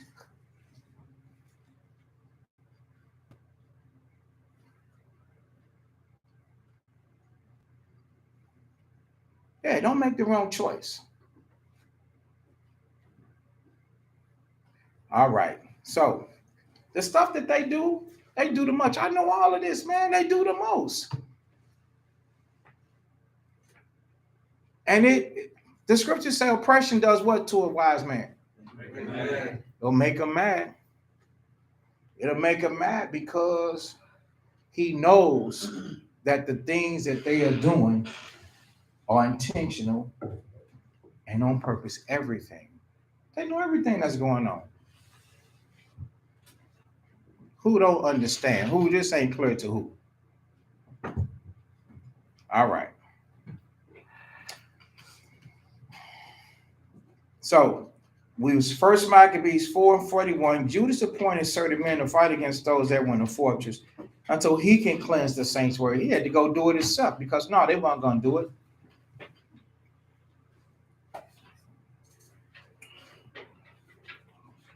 So we're going to skip.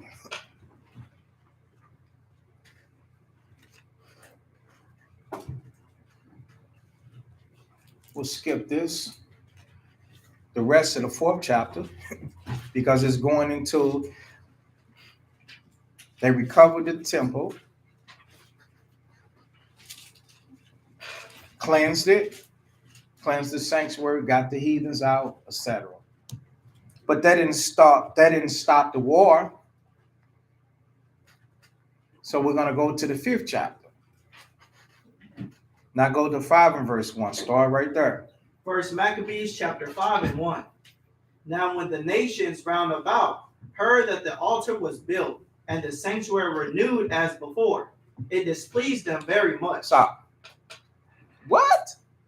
Are y'all hearing that? So with you trying to do good and you trying to serve the Most High, why would that displease them? That's just like us being mad at something that the people in China doing. Like, oh man, what is Chinese doing? They now growing their rice on the south side of the street. Like, why? And we're mad at that, right? Why would it displease them?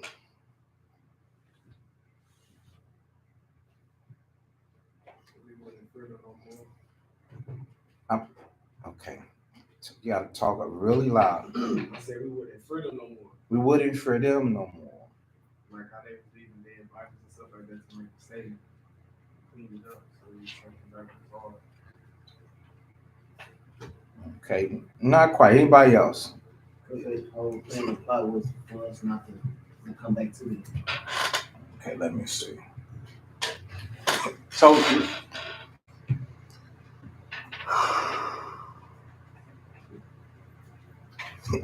I've been getting some complaints about the people in the basement not really being able to hear. So maybe I'm going to have to stop asking the questions. We have to get maybe a wireless system to where they can actually hear. Because it's even said to me, even though I say you got to talk up for the people in the basement, all you do is continue to talk the exact same way. So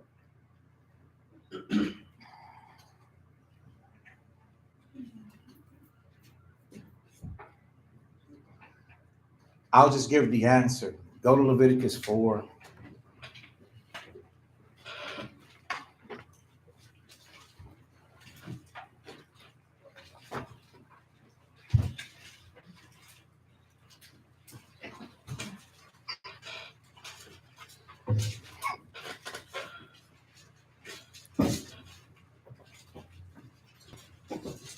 Oh, I didn't even know that. What was this?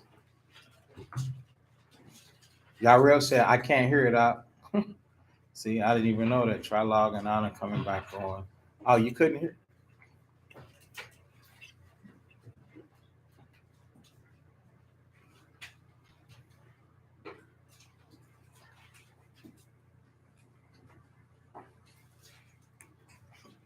Leviticus 4 and 1. Leviticus chapter 4 and verse 1. And the Lord spake unto Moses, saying, Speak unto the children of Israel, saying, If a soul shall sin through ignorance against any of the commandments of the Lord concerning things which ought not to be done, and shall do against any of them, if the priest that is anointed do sin according to the sin of the people, then let him bring for his sin which he hath sinned, a young bullock without blemish unto the Lord for a sin offering. And he shall bring the bullock unto the door of the tabernacle of the congregation before the Lord, and shall lay his hand upon the bullock's head, and kill the bullock before the Lord. And the priest that is anointed shall take of the bullock's blood, and bring it to the tabernacle of the congregation. And the priest shall dip his finger in the blood, and sprinkle of the blood 7 times before the Lord, and bring the veil of the sanctuary. And the priest shall put some of the blood upon the horns of the altar of sweet incense before the Lord, which is in the tabernacle of the congregation, and shall pour all the blood of the bullock at the bottom of the altar of the burnt offering, which is at the door of the tabernacle of the congregation. And he shall take off from it all the fat of the bullock for the sin offering, the fat that covereth the inwards, and all the fat that is upon the inwards, and the 2 kidneys, and the fat that is upon them, which is by the flanks, and the cow above the liver, with the kidneys, it shall he take away, as it was taken from the bullock of the sacrifice of peace offerings, and the priest shall burn them upon the altar of the burnt offering. Okay, so stop. Let's just get to the gist of the situation. So that's a law of sin and sacrifice, but it's giving you the instructions on what he was to do, on how he was to slay the animal. He would cut it up, he would take the blood, he would sprinkle the blood, he would take the fat, and he would burn it for a peace offering. Because remember, the scriptures say, if he was to sin through what? The spirit of ignorance, and not through the sin of intentional sin. So the scriptures say that him that knoweth to do good and doeth it not, to him it is sin. So the portion of a sinner can actually fall upon you for sinning.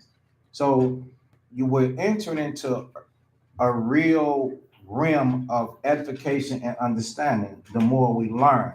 So you have to put off the sins that you know are wrong and not intentionally sin and pretend that you're ignorant, saying, I understand not. You do understand.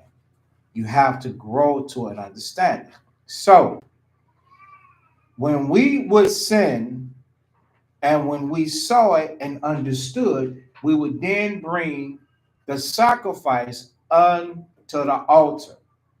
So now go back to First Maccabees chapter 5 and verse 1. First Maccabees chapter 5 and verse 1. We're going to read it again, and I'm going to ask the question again. Read it. First Maccabees chapter 5 and 1.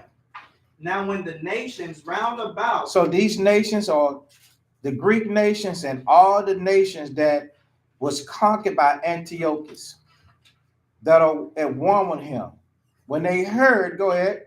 Heard that the altar was built. Stop. What is the altar for? For sacrifice. Go ahead. And the sanctuary renewed as before. What is the sanctuary for? The place of worship. Go ahead. It displeased them very Why much. did it displease them? Because they had to sacrifice and come back to the worship of the Most High. Right, because the sacrifice is for sin. They wanted you to sin. They didn't want you to return back unto the Most High. Because if you return back unto the Most High, then what does that mean?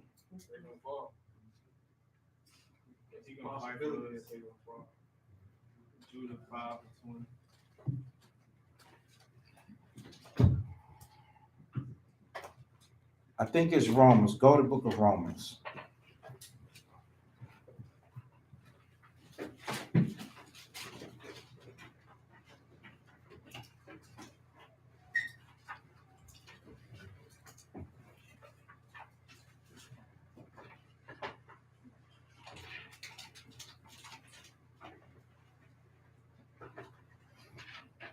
It's a good one. So before you get Romans, get John 8 and 34. We'll get that one first.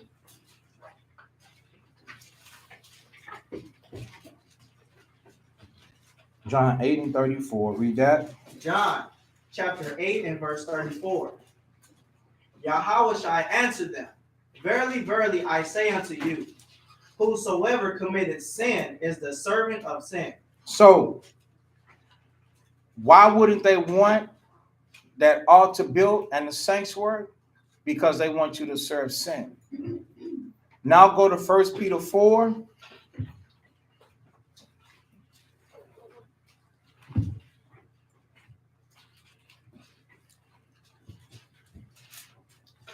And verse 3. 1 Peter 4 and 2. 1 Peter chapter 4 and 2. I'll read verse 1. So as much then as Yahushua have suffered for us in the flesh, arm yourselves likewise with the same mind.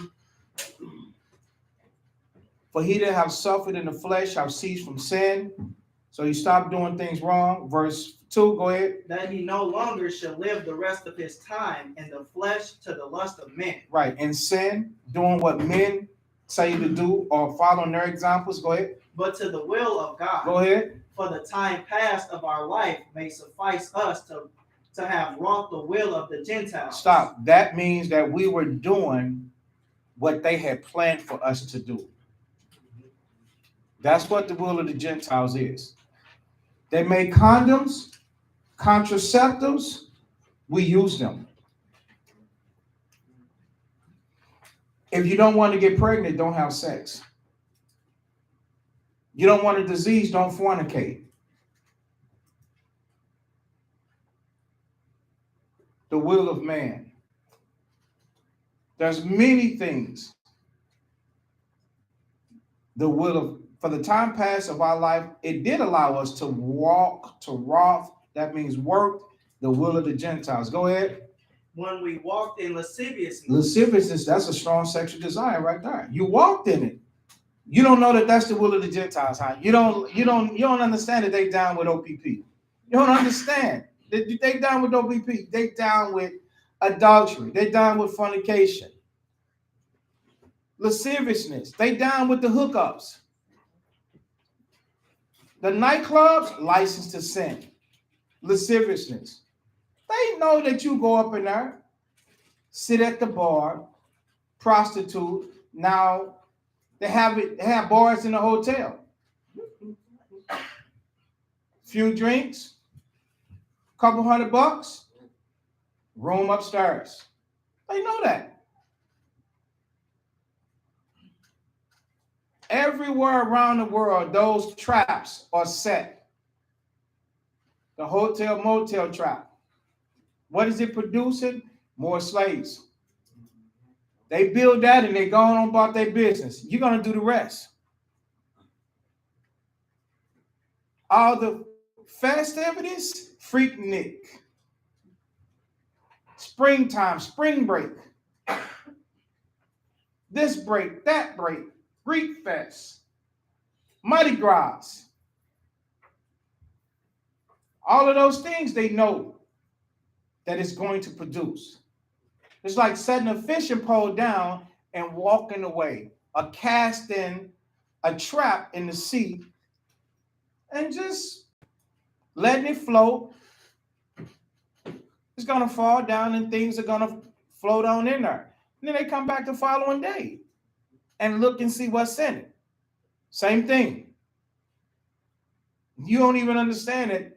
That's the objective that they got out here playing for you. So when we teach against it, you be like, man, who you to tell me? Because it feel good to you. The trap feels good. Does it feel good when the Most High judge you? No, it don't feel good. Lust, access to wine. So getting you addicted to wine and you becoming a drunkard, does that feel good? But that's the man's will. Because now you're not spiritual, you're carnal. Instead of you relying on the salvation of the Most High according to the scriptures, you relying on this man. Revelings, that's the partying right there. Discos, nightclubs, lounges, bars, banquetings, and abominable idolatries. Do all those things the Gentiles set up for you. Okay? Now go to Romans 6.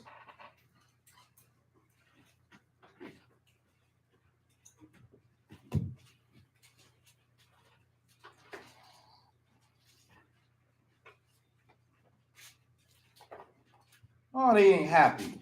They wasn't happy with it. Romans 6:17. Romans chapter 6 and verse 17. But God be thanked that ye were the servants of sin. That you were the servants of sin. Go ahead. But ye have obeyed from the heart that form of doctrine which was delivered you. So the brothers obeyed the Most High. All right. Go ahead.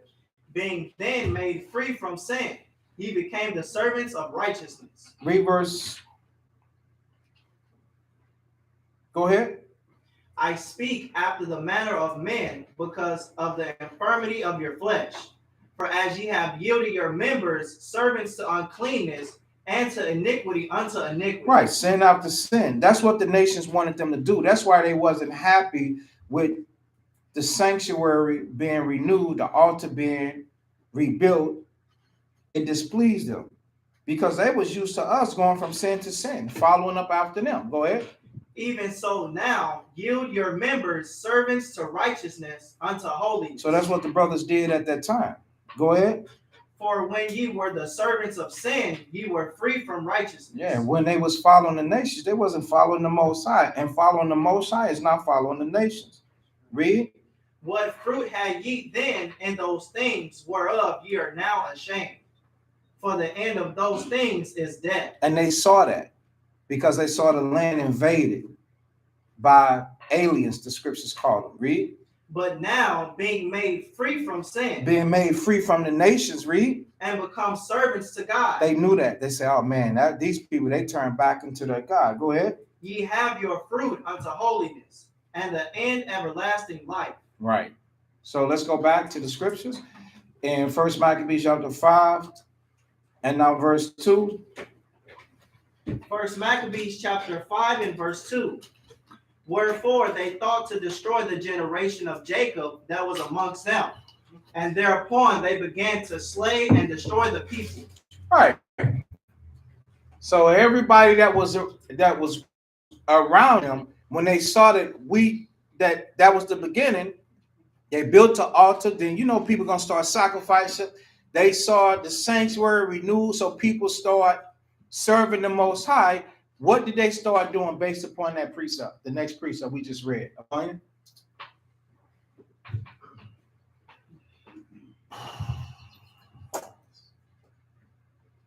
Okay, Judah. They thought to destroy the children of Israel. Okay. Use them. Okay, that's fine. That is true. No. That is exactly right. Just use your imagination. They start killing the people in their communities. Because when they saw people revolt against, through their behavior, revolt against what they stand for, they started killing the people that was around them. Use your imagination. It was very simple. We read it, and all I did was ask you what happened. Who don't see that? Read it again. 1 Maccabees 5 and 2. Wherefore they thought to destroy the generation of Jacob that was amongst them, and thereupon they began to slay and destroy the people. Why? Because of the altar and the sanctuary. So people that was around them, they began to kill.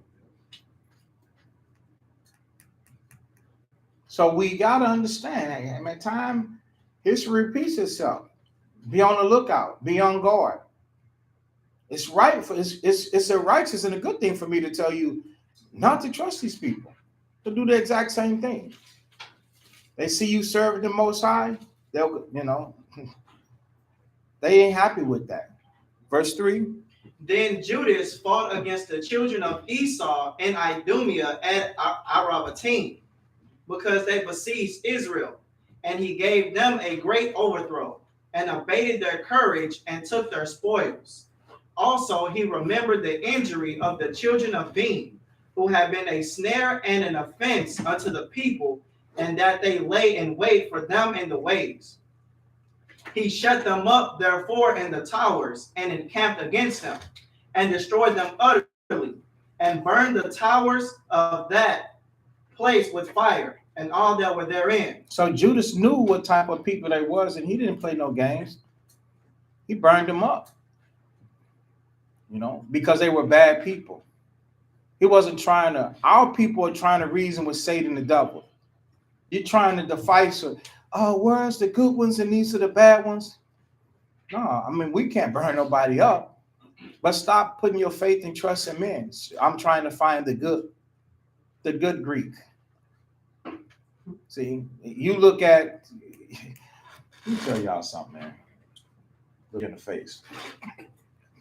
You know what's got a lot of people to see the fact that you look at television.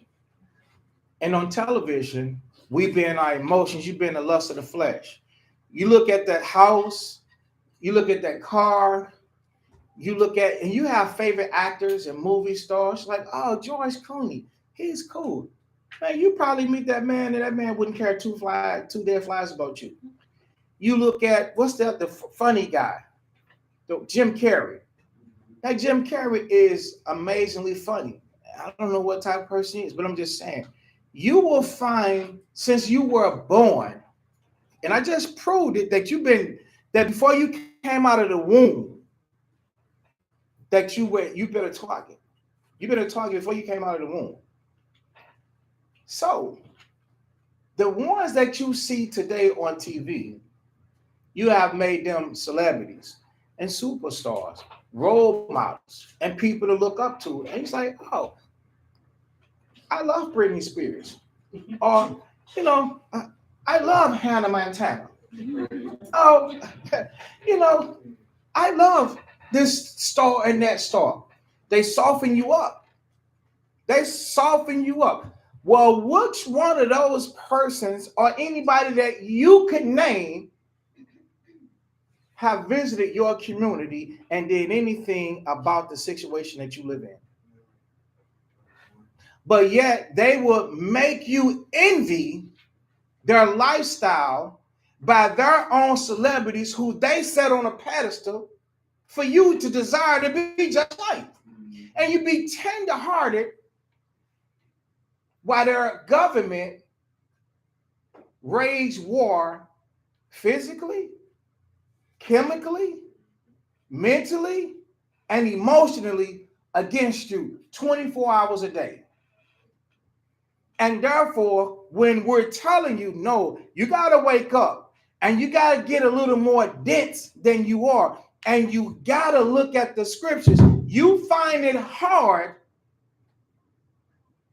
to do that. Plus, you go to work with them and they have a banner of we have to be civilized and they will persecute each other from time to time over an act against you. Because the truth is, they don't want their own kind messing up the flow and the rhythm of slavery and captivity. They don't want that. They want this to go smooth. So they don't want no knucklehead so-called white boy or no knucklehead so-called Karen to mess that up. And so they will persecute them if they do something heinous without a cause all of a sudden. And you can't prove that it's justifiable. Just like, now this thing is unjust. There's a farmer and his wife with their children. What state are they in that's being persecuted by a Karen that stays across the road from them? They got 100 acres. I just looked it up. Colorado. I just looked it up. This Karen they don't want these people to have this land. All the animals are nothing. So through jealousy, because they share the same easement going down the road, and that the property on this side and that property on that side, they're like, how these niggas get this land? Yeah, how they get this land? And so they give them an issue and they give them a problem about the land. Now all of a sudden, they lock the couple up. They're trying to steal the land. The couple got the police involved. When they called the police, the couple got arrested. That's a different case and scenario. And I wanted to tell everybody out here that you are trying to get this land. Everybody's trying to get land. Be careful. Move in the spirit. Let the Most High lead and guide you to where he wants you to be. Because you can put all your bread down and you can end up like in a bad position like that man. That land is a curse to him now. Even though he pouring his spirit in there, he putting his flesh in there, and his blood and his time. Look at what's happening. They trying to take it. So you get soft. And that's how they are. You get softened up with the people that you see on TV, the singers and all of that. But in real life, how do you get treated? You get treated like crap. You go into a place, they barely want to speak. They'll do everything but speak to you. And then once they finish doing everything that they do, then they'll come to you. Because they have to. Because they have to put up on this persona like, okay, yes, how you doing? Well, how can I help you? You got to lose that.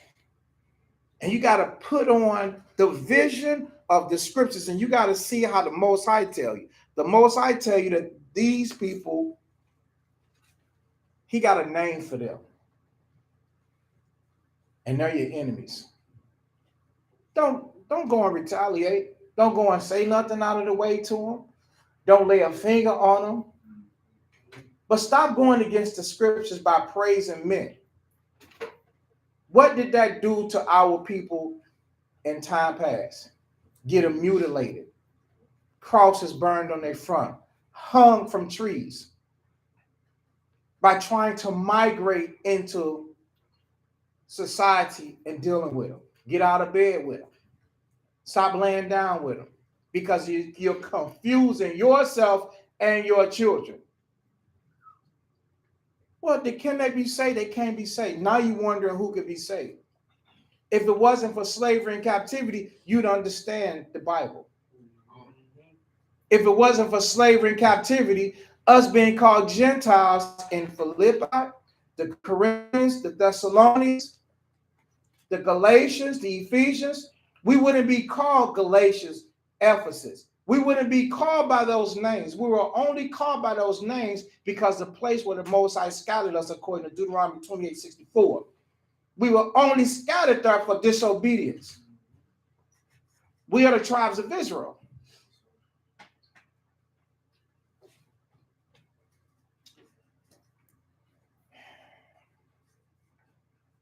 I know it's a lot.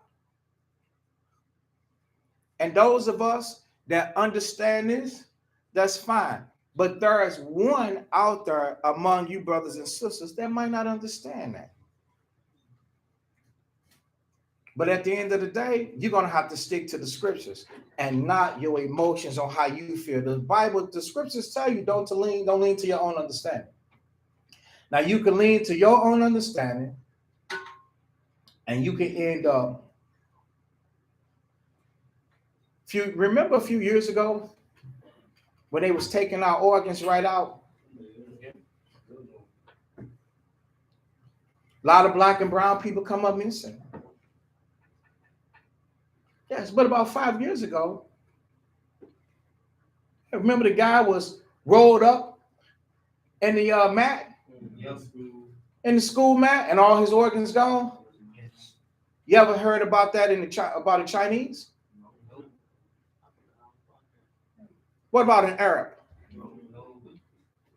Never heard about that, about an Arab.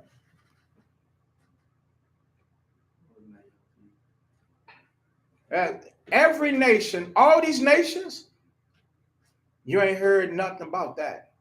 That don't happen to them. Only so-called black, so-called Hispanic, and so-called Native American of Negro descent. You hear about that all day long, man. Trafficking,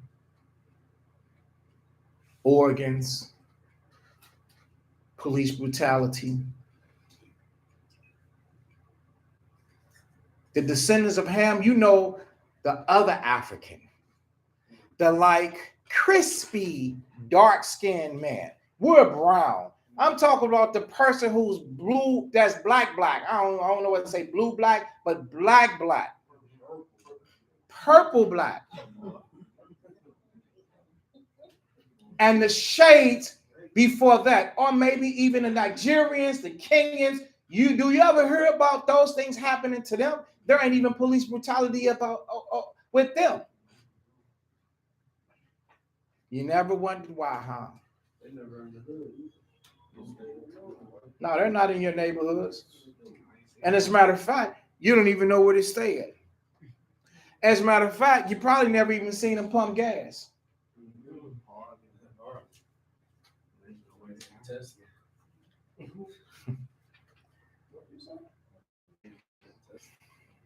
Okay, so where do we stop at? Verse 3. First Maccabees 5:3. So First Maccabees 5:2. Wherefore they thought to destroy the generation of Jacob that is among them, and upon that they began to slay and destroy the people. So everybody, all the Israelites that were standing amongst them, they began to kill us. Wherever your neighborhood was, if you was living by them, they began to kill you. Our people that stay amongst these people, they're gonna have a hard time. Because that time gonna happen again. They're gonna turn against you. It's gonna be like a real live purge. And they're gonna come for you. Because they don't like you. They don't care because you're keeping the commandments. Guess what? These people here in First Maccabees 5:1 was keeping the commandments. And the nations didn't like that. And it caused the other ones, the ones that had faith, to say, oh man, okay, I'm gonna do this, that, and the third. But that didn't stop them from getting killed. They lost their lives. There are people that's going to die in this truth. And Yahushua, whom the world calls Christ, Jesus Christ. You're gonna die in that. You're gonna die following the Most High. You're gonna die by the hand of men. All right. So verse 3. We verse 6, I'm sorry. First Maccabees 5 and verse 6. Oh, I'm sorry. Verse 5, he said he didn't have no mercy. That's why I went on that spiel. He shut them up in the towers, encamped against them, destroyed them, burned the towers of that place with fire and all that were therein. So he burned them up too. But we can't see ourselves, we can't see that happening in the 21st century because we've been softened up by them. Later on in the book of Maccabees with them, we talked about that earlier in the week or last week, right? They got soft by it to where, remember, here they cleaning, they building the sanctuary. By the time these Maccabees brothers are gone, they ain't even want to be a part of it no more. Affiliation, evil communication, corrupt good manners. It'll corrupt your mind state too. To the point to where even though the scriptures tell you what's going to happen to them, you'll be thinking that it's our version of the Bible. Even though we read it to you. Oh, that's your version. Why is it my version? Because my swim teacher, he's a good guy. He didn't do nothing to nobody. Yeah, we understand that, the person that you work with is okay, but they didn't do nothing to you. But that doesn't stop the purpose of the Most High. All right, go ahead, verse 6 now. Afterward, he passed over to the children of Ammon, where he found a mighty power and much people, with Timotheus their captain. So he fought many battles with them, till at length they were discomfited before him, and he smote them. And when he had taken Jazar with the towns belonging thereto, he returned into Judea. So that's what we believe the so-called Japanese are. But they seem to be peaceful to you, but they're not peaceful people. They are part of the United Nations, and they always conspire against us. So what did Judas do in his time? He fought against them, and they were discomfited, and he smote them, meaning he destroyed them. Go ahead. Then the heathen that were at Galaad assembled themselves together against the Israelites that were in their quarters to destroy them. But they fled to the fortress of Dathma and sent letters unto Judas and his brother. The heathen that are round about us are assembled together against us to destroy us. So this thing right here, this always struck me from the first time I read this. Something stuck out to me, and I'm going to show it to you. So you had Israel that had fled from Samaritans in Galilee. They called it Galaad. So they sent letters unto Judas and to his brethren. The heathen that are round about us are assembled together against us to destroy us. So we're under fire. We need help. And they are preparing to come and take the fortress. So for them to send letters, they had to send somebody that could get out, go around them, sneak out, be safe, and get the letters there. Think about this. Use your imagination. Now, which brothers here think that they can sneak this letter out? Now, you ride by horses. You cannot get caught. You have to be on stealth mode. I know our brothers like, I can do it. I can do it. You know, if you get caught, you can't give up where we at. I'm gonna say my life. Boom, boom, boom. They over there. They over there. They over there. They over there.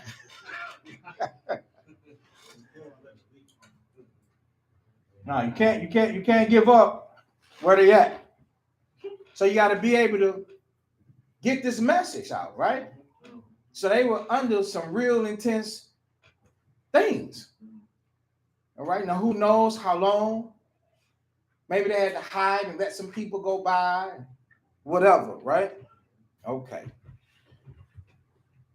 But it says, verse 11, and they are preparing to come and take the fortress whereunto we fled. Timothy is being captain of their host.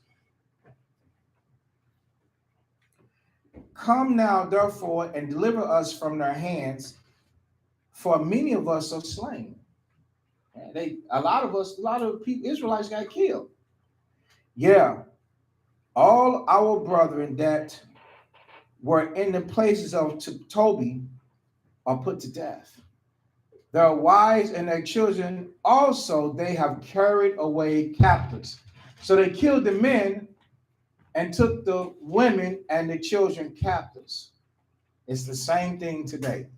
Incarcerate the man, find him guilty of something, put him on drugs, bug him out, separate him, and take the woman. Why is the woman important? That's right. No. Who said reproduction? That's correct. Reproduction. You can jam her with anybody, and she'll produce because they don't care. Now women are confused and have bedded their captors.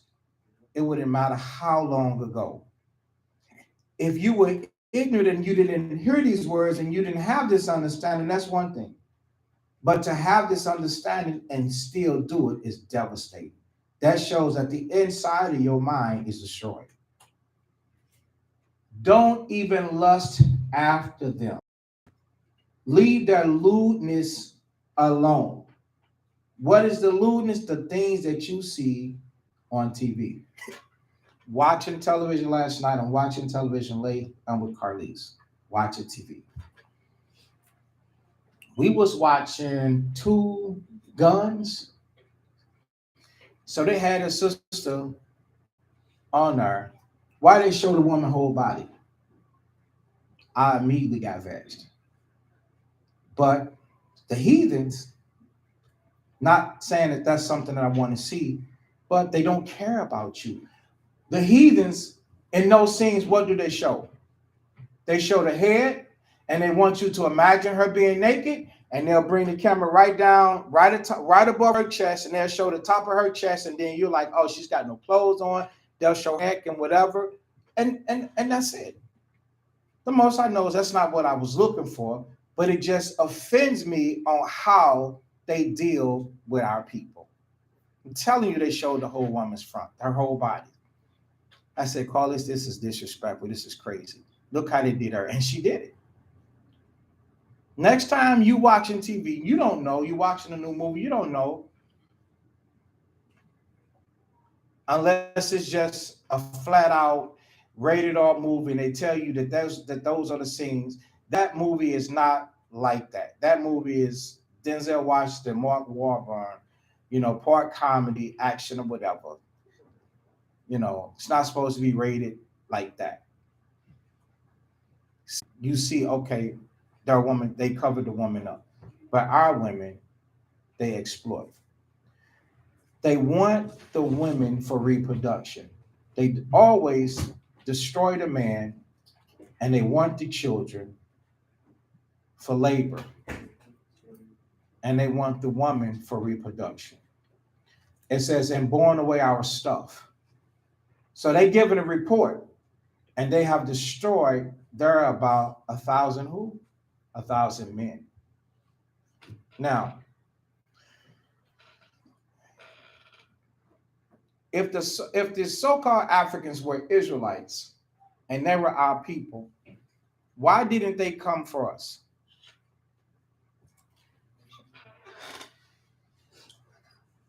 So the question, I'll answer it again, riddle me this. If the people that's in Ghana,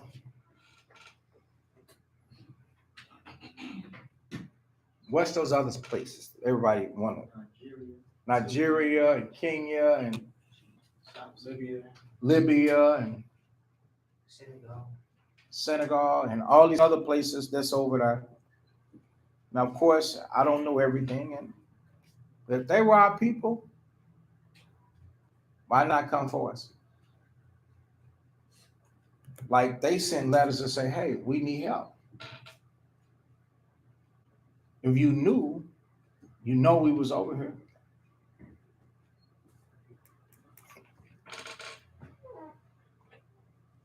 You know something else I put out there, and then we're gonna keep moving.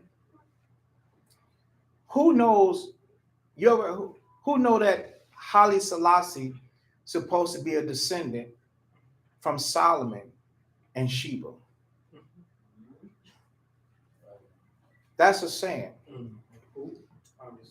Haile Selassie. They created Rastafarian. Right. So he's supposed to be a descendant from King Solomon and Queen Sheba.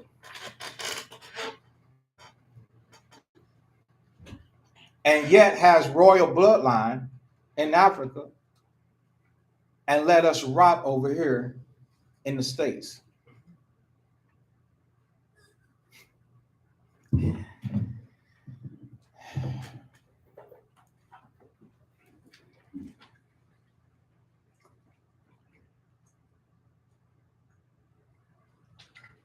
We've got to save ourselves. The only way that we are going to save ourselves is through the things that we do, called works. Let's go to the book of Ezra. Get that if you.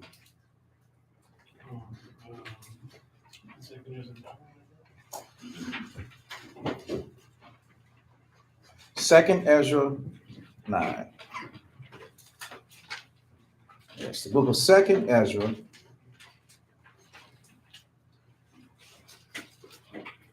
Chapter 9.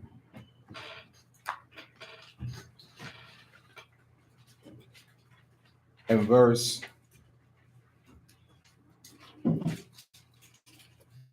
5. Second Ezra, chapter 9 and verse 5. For like as all that is made in the world hath a beginning and an end, and the end is manifest. Even so the times also of the highest have plain beginnings and wonders, and powerful works, and endings and effects and signs.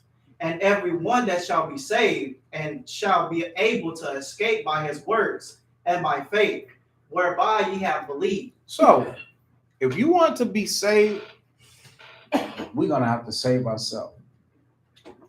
The more you dig into history and the more you research and the more you analyze things, the more disappointed you'll be.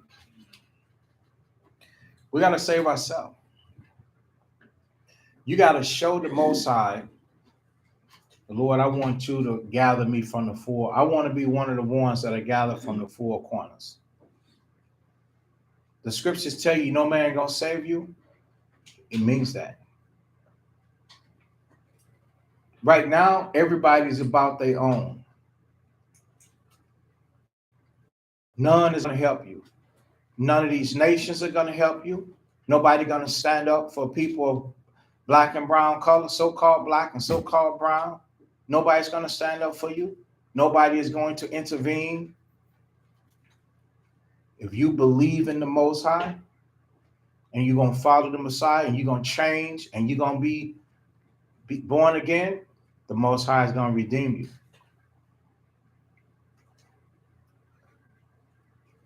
And then you are going to be worthy to eat of the tree of life. That means to be with the Messiah when he reigned on this earth and building it for 1,000 years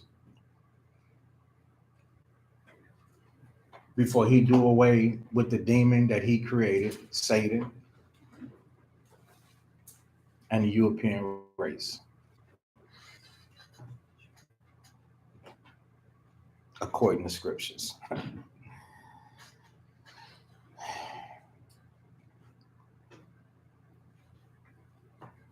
Okay, read verse 9. Then shall they be Now, verse 8, shall be preserved from the said pearls. shall be preserved from the said pearls. What is the said pearls? Pearl means like the dangers of being destroyed. If you save yourself, if you escape by works and faith, whereby you believe, you will be preserved. That means kept alive. Go ahead. And shall see my salvation in my land. And shall be gathered and see the salvation in the land. Go ahead. And within my borders, for I have sanctified them for me from the beginning. He said he has separated us for him for that purpose from the beginning. And that's why brothers and sisters are encouraged and employed to go to work. But the first work has got to be on self so that you can understand the difference between your mental and emotional will and the Most High's will. We got to do away with our mental and emotional will. So let's go back to 1 Maccabees chapter 5.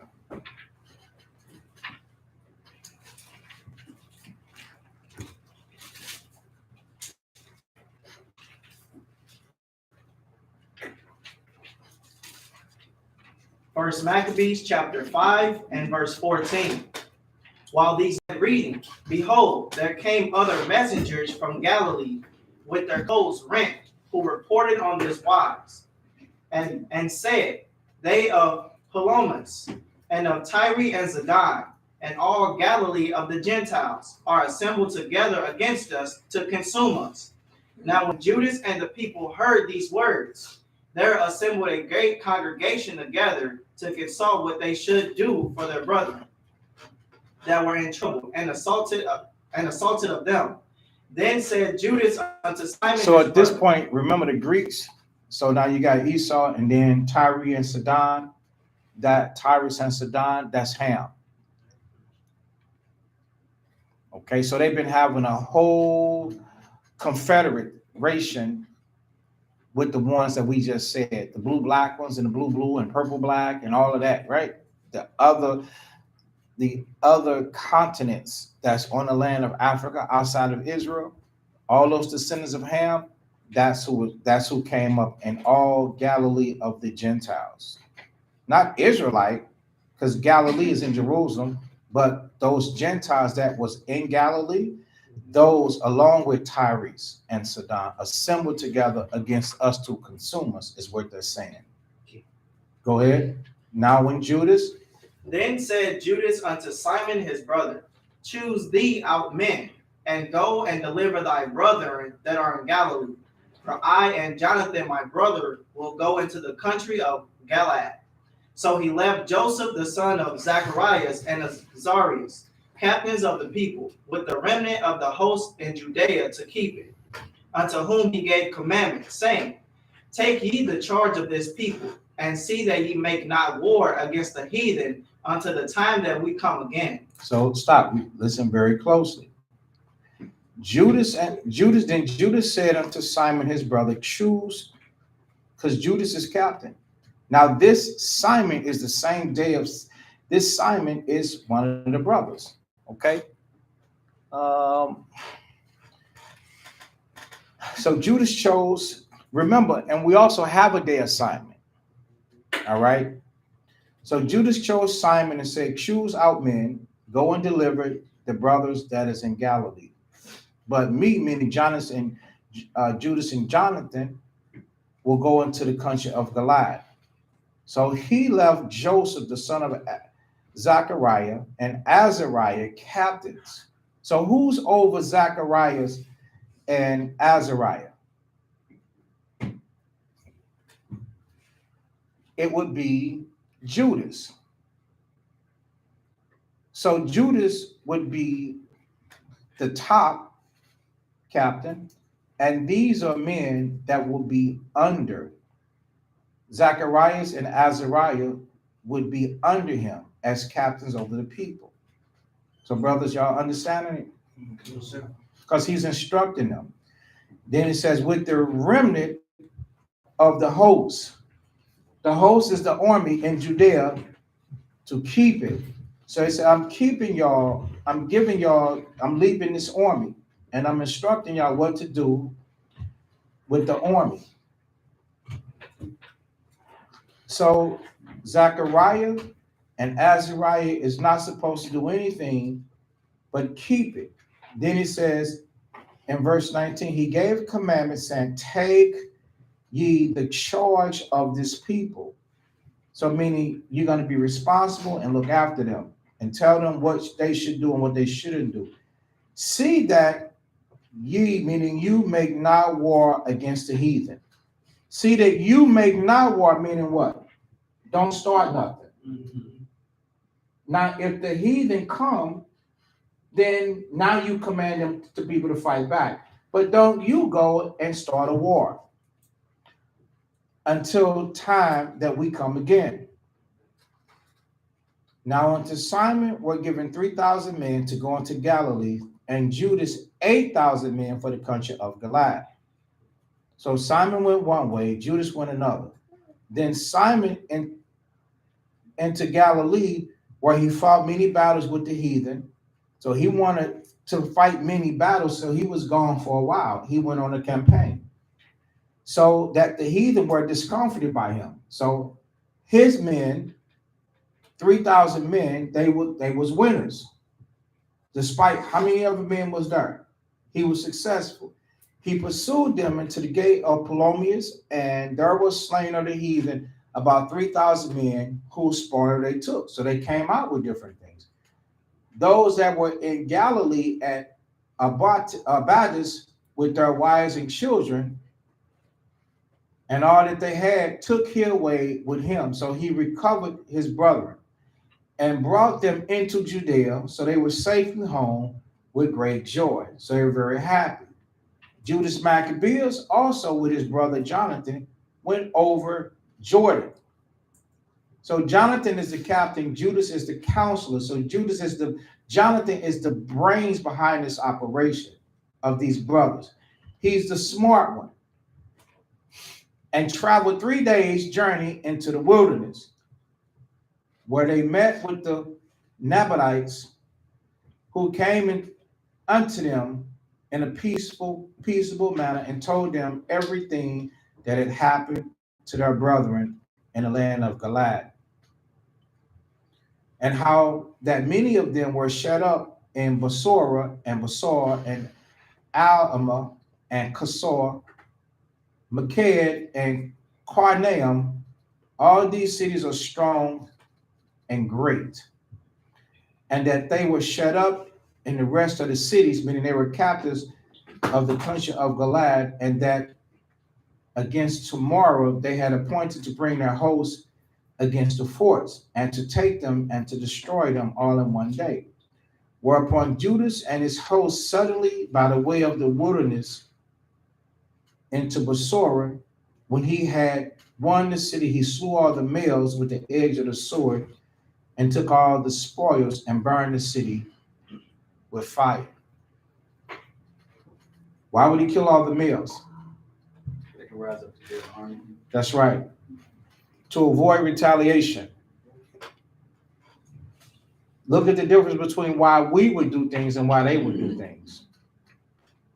From whence he removed by night and went till he came to the fortress. And at times in the morning they looked up, and behold, there was an innumerable people bearing ladders and other engines of war to take the fortress, for they assaulted them. When Judas therefore saw that the battle had begun, and the city went up to heavens with trumpets and with great sound, He said unto his host, fight this day for your brethren. So he went forth behind them in 3 countries, who sounded their trumpets and cried with prayer. Then the host of Timotheus, knowing that it was Maccabeus, fled from him. Wherefore he smote them with a great slaughter. So fighting a real hot battle and being a strong, victorious warrior. So Judas, although he was just a man, he was fearless. It said he was like a lion. He fought the battles of Israel with his spirit, and just his presence made everybody afraid. He was a war fighter. That's what he was. He wasn't a boy. He wasn't distracted. No, he was dense. He was extremely hard. He was a type of person that you go to war with. He was a leader. He was conditioned to go on tour after tour after tour, campaign after campaign. He was destroying. He was merciless. He was a destroyer of the heathens. That's the type of mindset that you want, even though you cannot rage, burn people, and kill people. You have got to be densely mindset like, yo, this truth, I have to apply the scriptures. I got to teach the scriptures. I got to turn Jacob from their sins.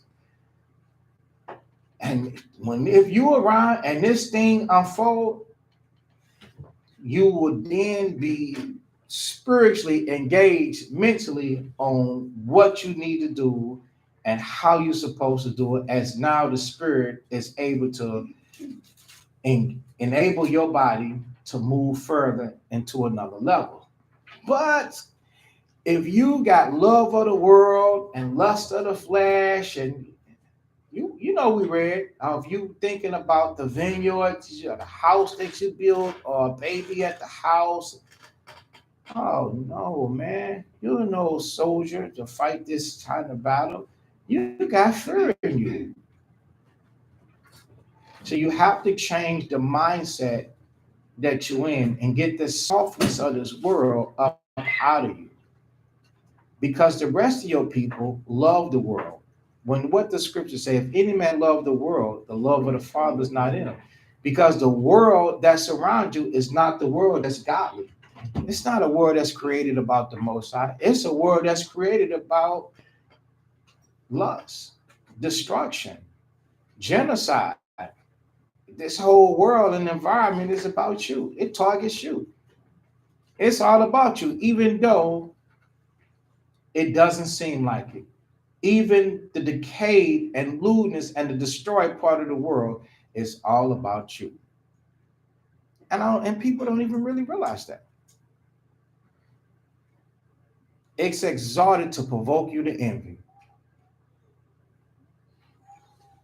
All right, so verse 34, so we'll find a stopping point. Start there. Then the host of Timotheus, knowing that it was Maccabeus, fled from him. Wherefore he smote them with a great slaughter, so that there were killed of them that day about 8,000 men. This day Judas turned aside to Mashpah, and after he assaulted it, he took it, and slew all the males therein, and received the spoils thereof, and burned it with fire. From thence went he and took Cashphone, Mag, Bosor, and the other cities of the countries of Galaad. After these things gathered Timotheus another host, and encamped against Raphon beyond the brooks. So Judas sent men to Ispi, espy the host, who brought him word, saying, all the heathen that are round about us are assembled unto them, even a great, very great host. He had also hired the Arabians to help them. Now the Arabians came in. So you got all the Greeks, you got Ammon, you got the so-called Japanese. They like to kick a lot, right? Karate. You mess around and get kicked. You gotta watch that. You got the Africans, they chucking spears, right? Now you got the Arabians. So I'm sure they had something going on with fire back then because now they be blowing stuff up, right? So you got so much against you in these wars here, boy. All right, they come up talking peace, like we surrender, boom, and blow us up.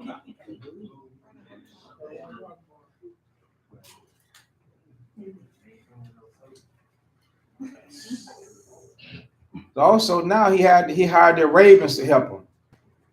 This guy, man, they hated us that bad. They hate you the exact same way now, and that's why the very same all the nations that they used then are the same nations that they use now to oppress you in your communities.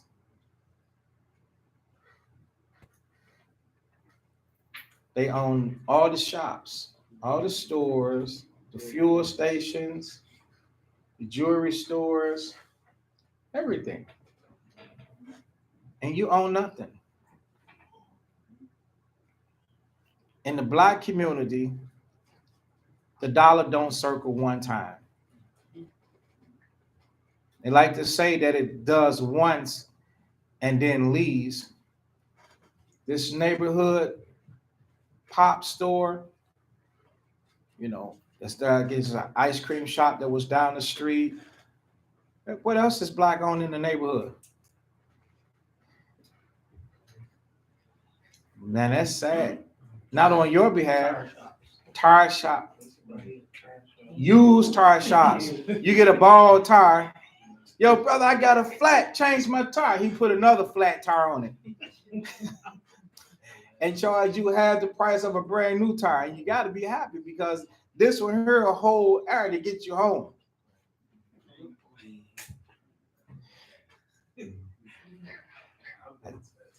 A tire shop. Boy, we get done. They let you get a tire shop because I want you got a flat tire. I want you to make it to work. They give you a tire shop.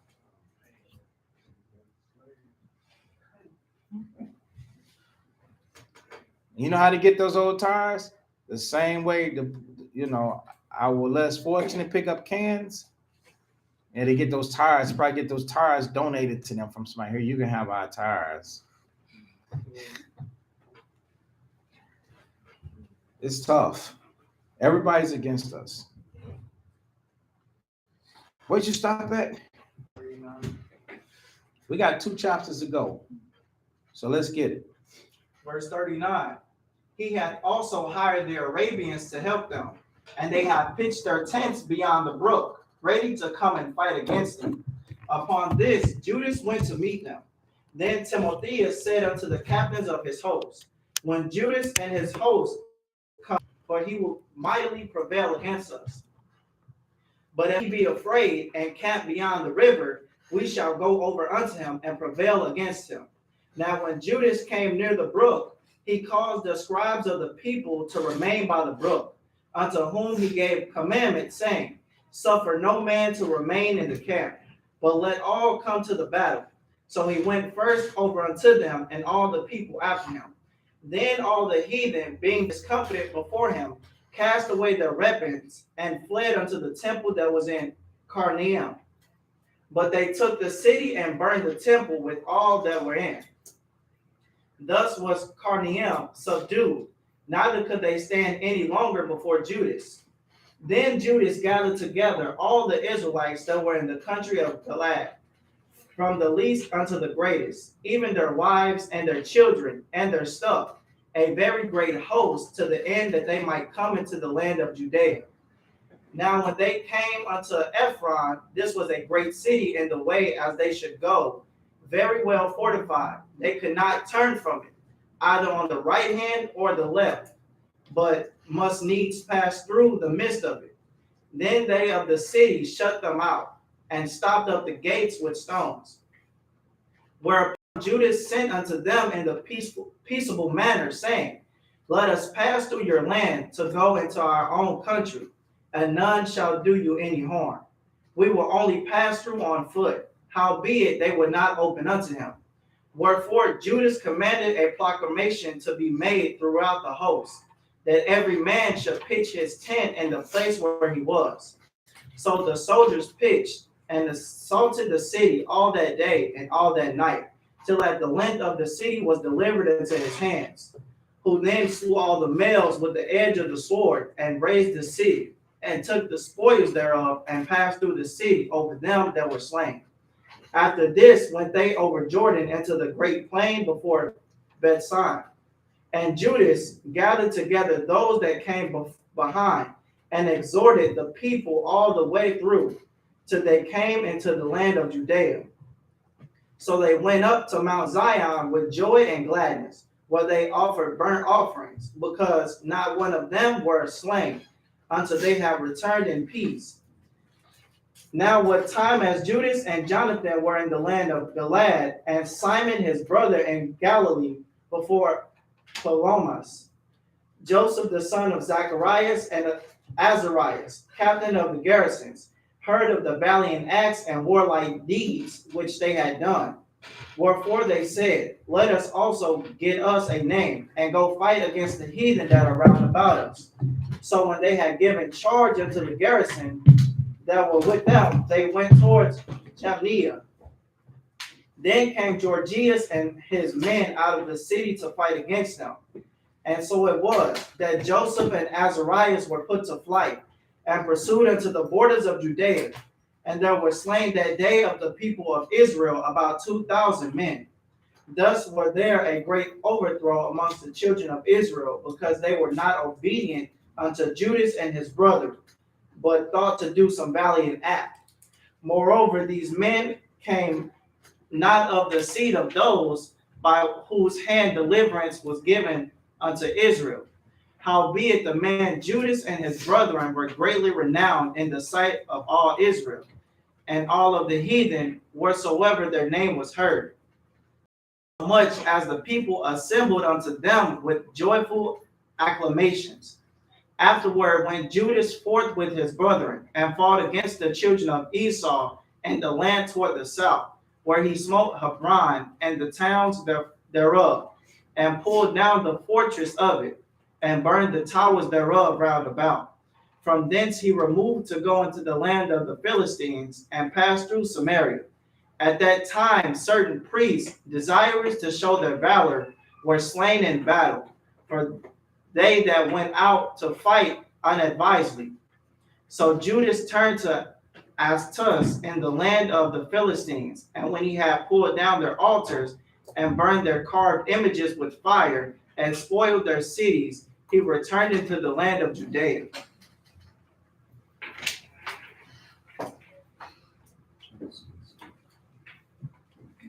First Maccabees chapter 6 and 1. Stop.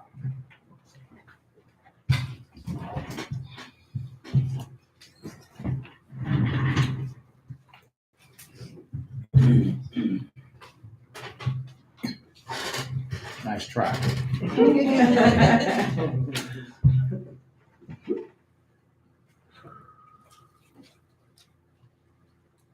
Let's see about going out unadvisedly.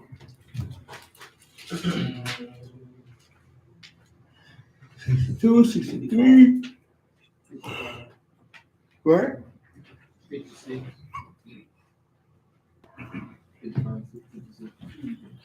All right. So I'll skip over it. 50. 67.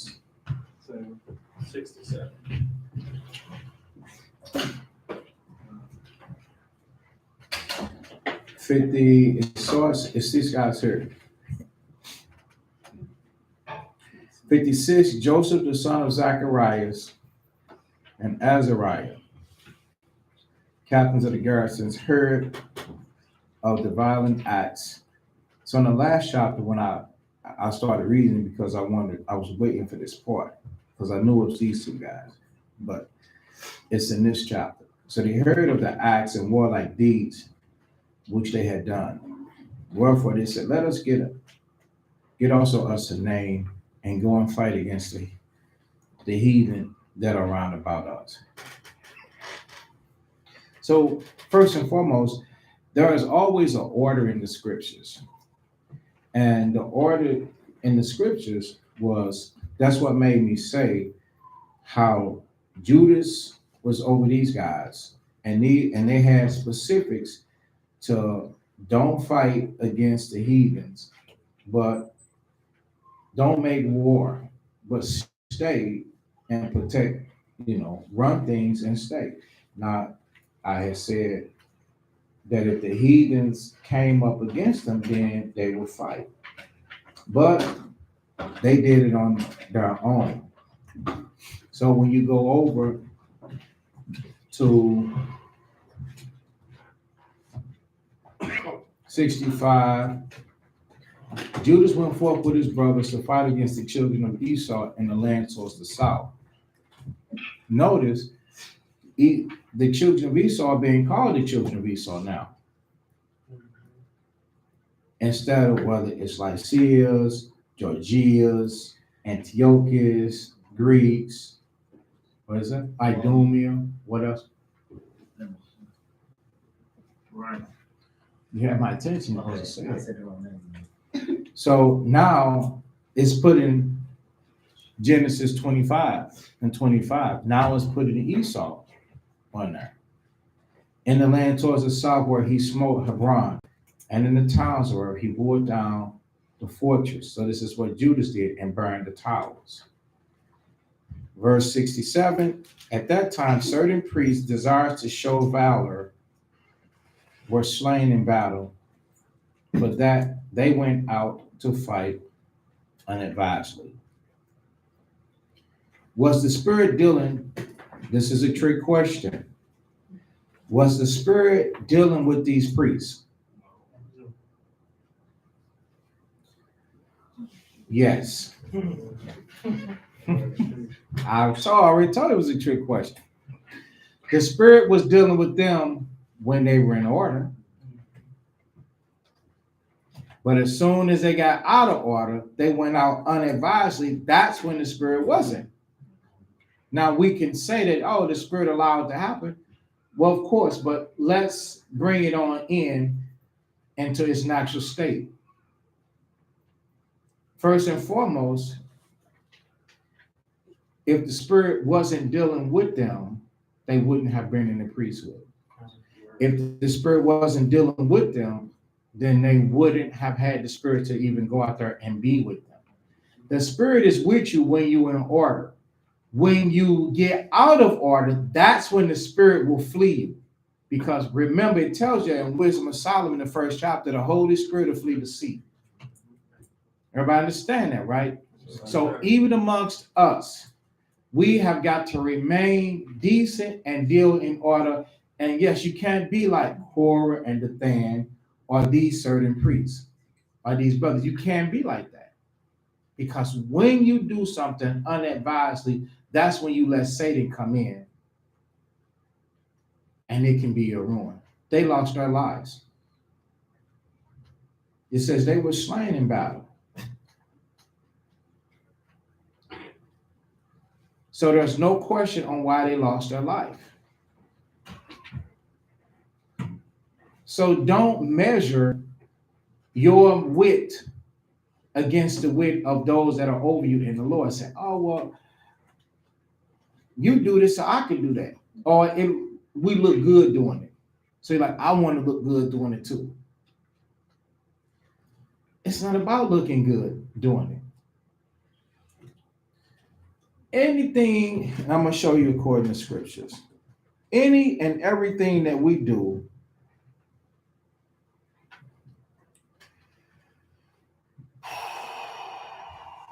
is supposed to lead to the glory of the Most High.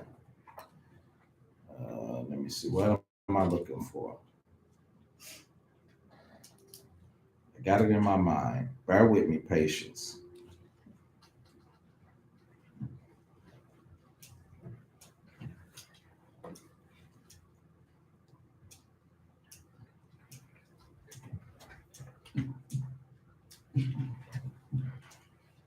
Okay.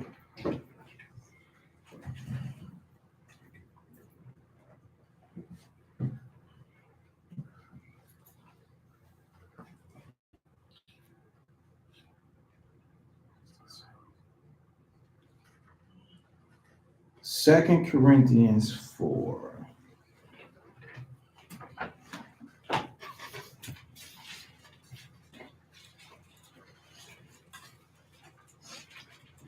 And verse 15.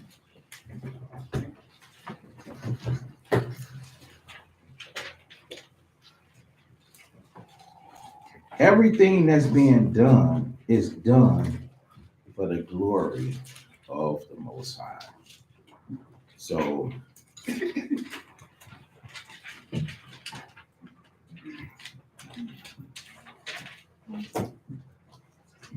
Second Corinthians chapter 4 and verse 15. For all things are for your sakes. all things are for the sakes of the people. Let them get it. Undelayed. Okay, go ahead. That the abundant grace might through the thanksgiving of many redound to the glory of God. So the word redound, it means to lead to. Here's the definition: contribute greatly to, result in, effect. So when you see brothers doing work and you say, oh, I want to do that. The work that they're doing is not the work to make them look good. It's the work that's supposed to lead into the outcome of the Most High's wishes. You just see their zeal. It's okay. You want to be like that? Fine. Want to be like that. But don't ill-advised go out and do nothing. Because what if you ill-advised go out and do something, and the thing that you go do in this perspective of a counsel, advice, instruction, give somebody the wrong advice. And they go, you ill-advised went out and did something. You say, man, I want to look good like they look good. I want people to like me or to love me or desire this, that, and the third. I want people to like look at me like they look at me. But the advice you gave this person, you destroyed them with the advice. They actually went and did something, because do you not know that when you give somebody advice, it's supposed to be immediately comfort, rest for them, and then they go and take the words that you say and they go and move off of that. What if they move and do the wrong thing? You just destroy that person. And their interaction might be with somebody else. So if their interaction is with somebody else, they destroyed the person based upon what you did. Now you gotta pay for that. The scripture in James, the 3rd chapter says, be not many masters, knowing that we shall receive the greater condemnation. We are judged very strictly.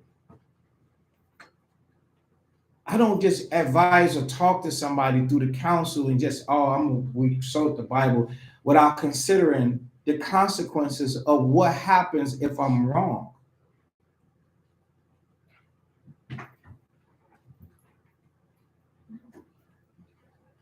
It's devastating if it's wrong. It has to be right.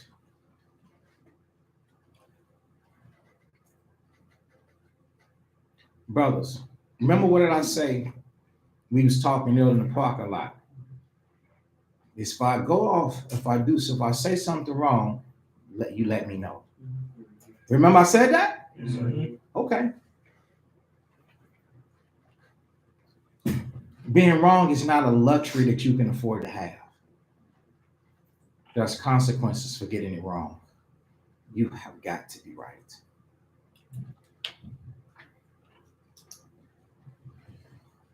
So, once again, for all things, for your sakes, that the abundant grace might through the thanksgiving of many redound, meaning it might lead to the glory.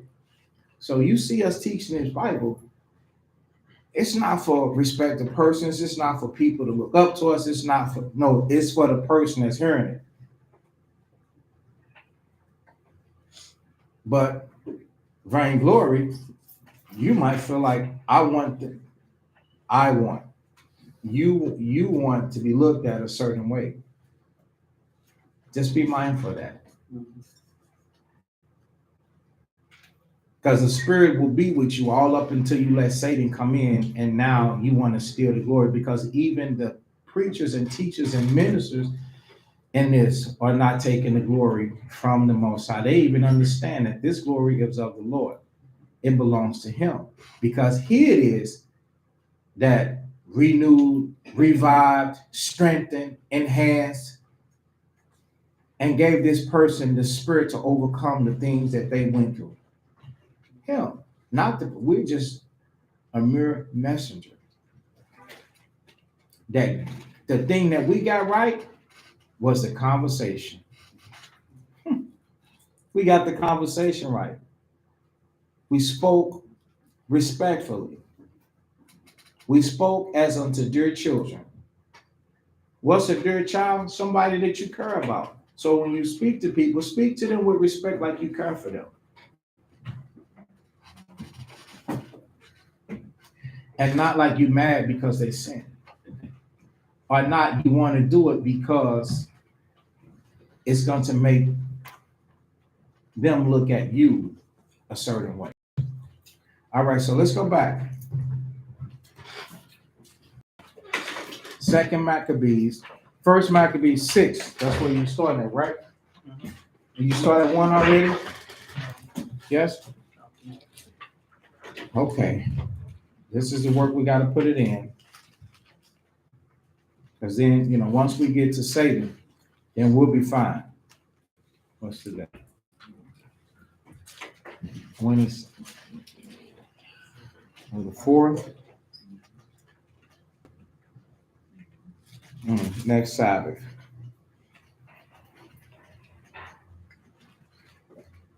Got 1, 2. So we'll have to be done with it by Friday, by the Sabbath. Go ahead. First Maccabees chapter 6 and 1.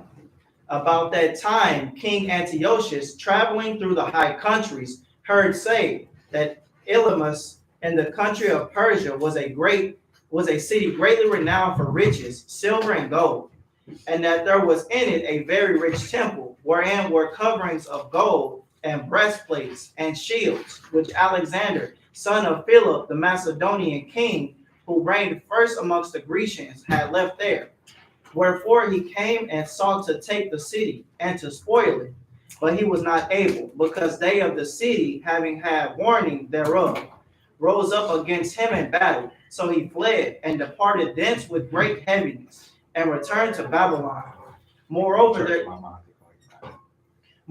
there came one who brought him tidings in Persia, that the armies which went against the land of Judea were put to flight, and that Lysias, who went forth first with a great power, was driven away of the Jews, and that they were made strong by the armor and power and store of spoils, which they had given of armies whom they had destroyed. Also they had pulled down the abomination which he had set up upon the altar in Jerusalem, and that they had compassed about the sanctuary with high walls as before, and his city Bethshura. Now when the king heard these words, he was astonished and sore moved. Whereupon he laid him down upon his bed and fell sick for grief, because it had not befallen him as he looked for. And there he continued many days, for his grief was ever more and more, and he made account that he should die. Wherefore he called for all his friends and said unto them, the sleep is gone from my eyes, and my heart faileth for very care. And I thought with myself, into what tribulation am I come? And how great a flood of misery is it wherein now I am? For I was bountiful and beloved in my power. But now I remember the evils that I did at Jerusalem, and that I took all the vessels of gold and silver that were in, and sent to destroy the inhabitations of Judea without a cause. So what happened in verse 12? Okay, next. What happened in verse 12? Anybody? It's not a trick question. You reminiscing. Anybody else? Most High stirred up in memory. Okay, Trevon. Confessing his faults that he did against you. Okay, so that all of that, I guess I'm looking for a certain combination of words. So those things that y'all saying is true, but anybody else, one last person? Every living. Okay, Dwight, you can explain what's happening in verse 20. So basically, he's been thinking all the evils that he did to Jerusalem because of the sicknesses that he's going through. Now he's trying to humble himself and repent, I guess, to the Most High, for dealing with Jerusalem for no reason. Right. So that shows you that when the Lord say vengeance is mine, that shows you that the Most High knows how to put into the mind of people and have them think about the things that they have done. Because a lot of times we be feeling like people don't care. Are they gonna get away with it? Nothing's gonna be done. They just gonna move on along. But he's dying and he's getting jacked up. And getting jacked up, he started thinking about the wrong that he did. And peradventure, these things are happening unto me because of the wrong that I did. So when people do you wrong, when people do you bad, best believe that the Most High knows how to put into their spirit for the stuff that they did wrong to you. I had to think about this myself maybe yesterday. It was yesterday or the day. God took my motorcycle apart, dropped it, cracked it. I'm like, man, this dude that wrong with me. I ain't like that. I'm like, okay, I know the Most High knows how to put into his mind that when he beating on him, it's because you did one of my servants a certain way. I just was minded this. And I just kept moving. Because when people do you wrong, I mean, you can take so much, then you got to fight back. So you got to fight back, but you got to know what thoughts you have to use to fight back with. You can't fight back with sin. Because you can end up in trouble. Satan said, burn that man's trailer up. The Most High said, no, I got him. I was mad that dude did that to me.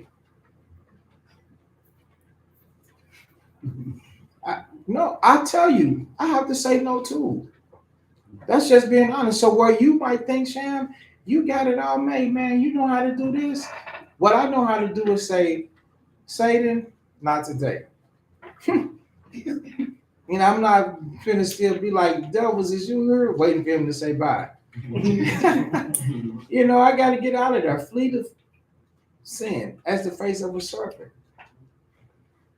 So yeah, this dude, while he was getting jacked up, he thought about what he did. Give the Most High an opportunity when you cast your care upon him. Give the Lord an opportunity to do what he's supposed to do in a situation.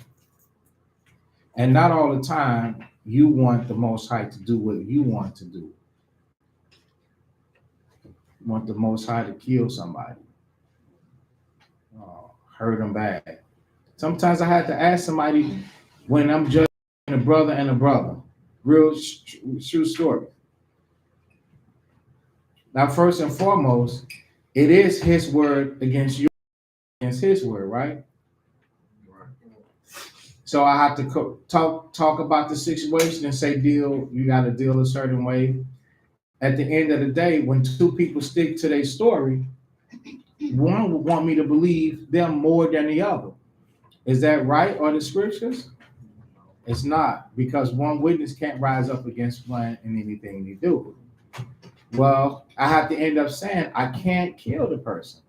You want me to kill him? I can't kill him. All I can do is, if he doesn't confess his fault, leave it in the hands of the Most High. And that's for some reason people don't appear to want to hear that. It seems like it's something more you can do.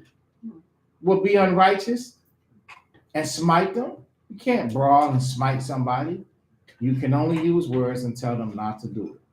And I've seen people to be so affected to where by the sin or harm that was done that they will not even be minded that a conversation was had of reproof towards that person. because the thing that they looked to happen did not happen, which was some type of drastic moment or measure to that person, not really realizing that it's the Most High that has to do something. And he'll revisit them and say, for this, remember you did that? For this is the reason why I'm denying you. All right, so let's move on. So stop desiring, the retaliation. The Most High knows how. I remember the evils that I did. Now read verse 13. I perceive therefore that for this cause these troubles are come upon me. What cause? Because of the evils that I did. So everybody understand this. The Most High knows how to go and deal with that person, and the evils that come upon them, sooner or later the bell is gonna go off. Somebody took my bell, Buddha.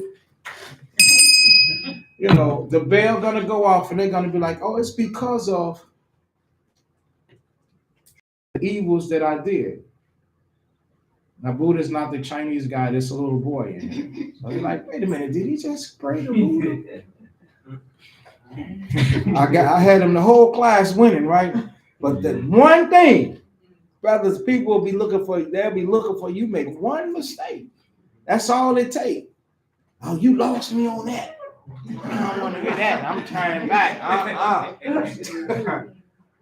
That's one. Like, you have got to be perfect. I know I ain't perfect, but you gotta be.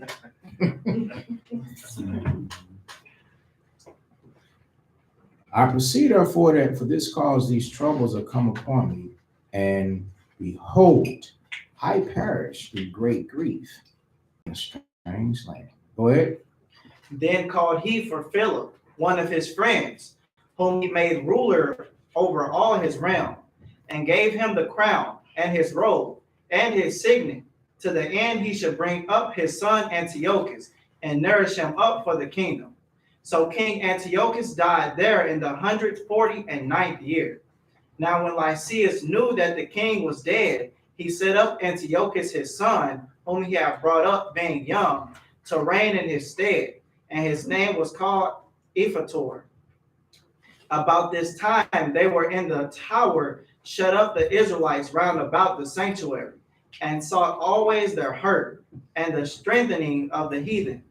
Wherefore Judas, purposing to destroy them, called all the people together to besiege them.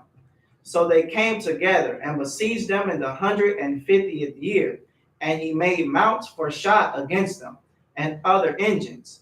Howbeit certain of them that were besieged got forth, unto whom some ungodly men of Israel joined themselves. And they went unto the king and said, How long will it be ere thou execute judgment and avenge our brethren? We have been willing to serve thy father, and to do as he would have us, and to obey his commandments. For which cause they of our nations besieged the tower and are alienated from us. Moreover, as many of us as they could light on they slew, and spoiled our inheritance. Neither have they stretched out their hand against us only, but also against all their borders. And behold, this day are they besieging the tower of Jerusalem to take it. The sanctuary also and Bethshura have they fortified. Wherefore, if thou doest not prevent them quickly, they will do greater things than these. Neither shalt thou be able to rule them. Now when the king heard this, he was angry, and gathered together all his friends, and the captain of his army, and those that had charge of the horse. There came also unto him from other kingdoms, and from isles of the sea, bands of hired soldiers, so that the number of his army was 100,000 footmen, and 20,000 horsemen, and 30 elephants exercised in battle.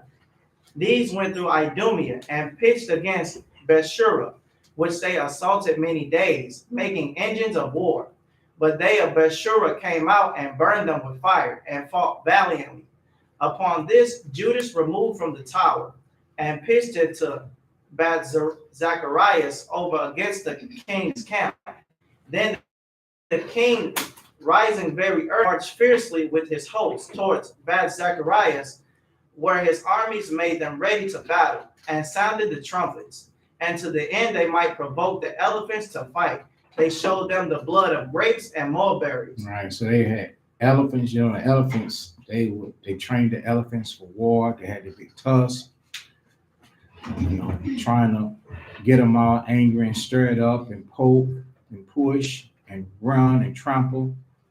Made them hungry by showing them the blood of grapes and mulberries. Berries. They didn't feed it to them. They just showed them the red looking stuff, and that's gonna make them kill, and then make them, want to lick the blood. It was using these animals to fight against Israel. Go ahead. Moreover, they divided the beasts among the armies, and for every elephant they appointed 1,000 men, armed with coats of mail and with helmets of brass on their heads. And beside this, for every beast were ordained 500 horsemen of the best. These were ready at every occasion. Wheresoever the beast was, and whithersoever the beast went, they went also. Neither departed they from him. Right. Why didn't they depart from the beast? What was the beast? It was used to trample things, but it was also used as what? A shield. That's right, a shield. Because that's why they put the protection on it. So if you would throw stuff at it, yeah, it would just block.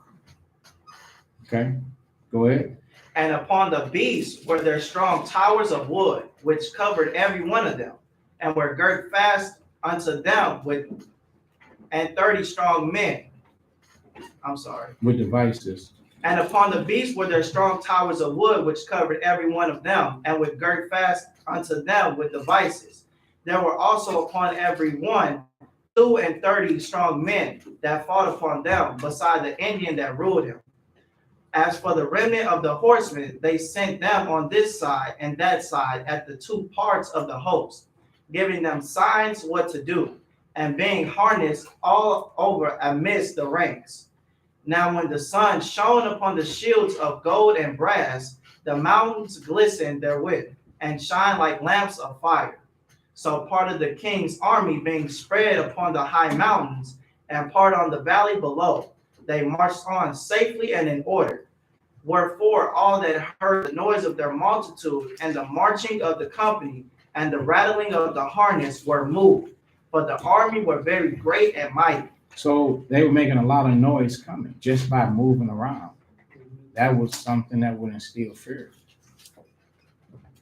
But I don't think Judas and them was afraid of that. But the average person would be greatly afraid. Go ahead.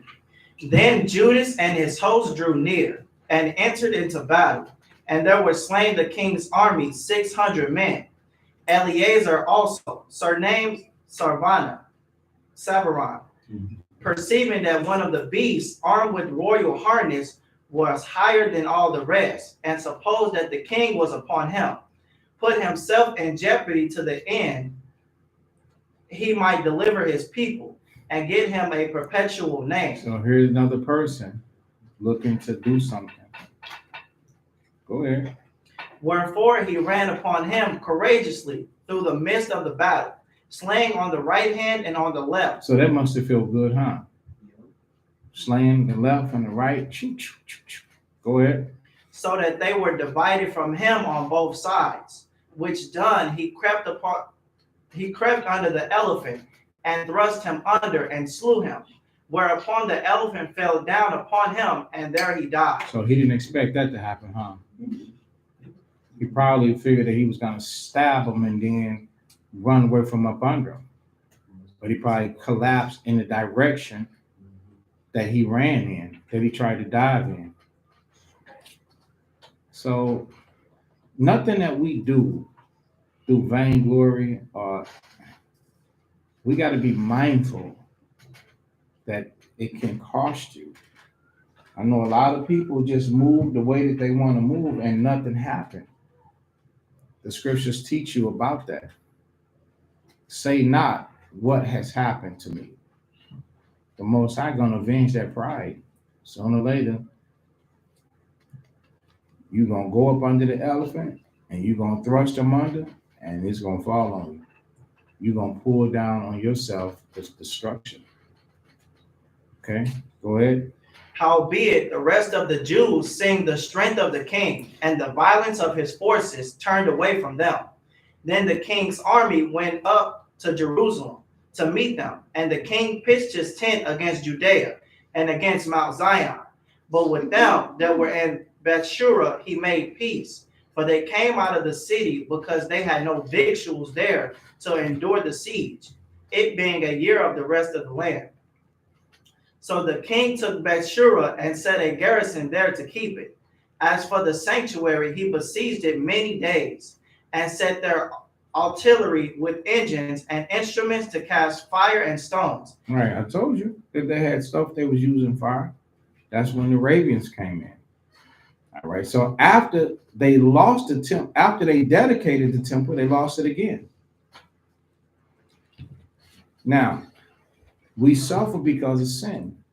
So just because you can take a step forward, then 10 steps backwards. Because if Israel had been reproved by the brothers and they had all turned, there would be no reason for this to happen again. The king took Bethshura, set a garrison. You know what a garrison meaning the police station.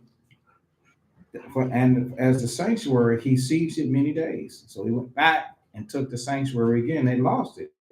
Set their artillery. Those are guns with engines. All right, on wheels, and instruments to cast fire and stones, and pieces to cast darts and slings.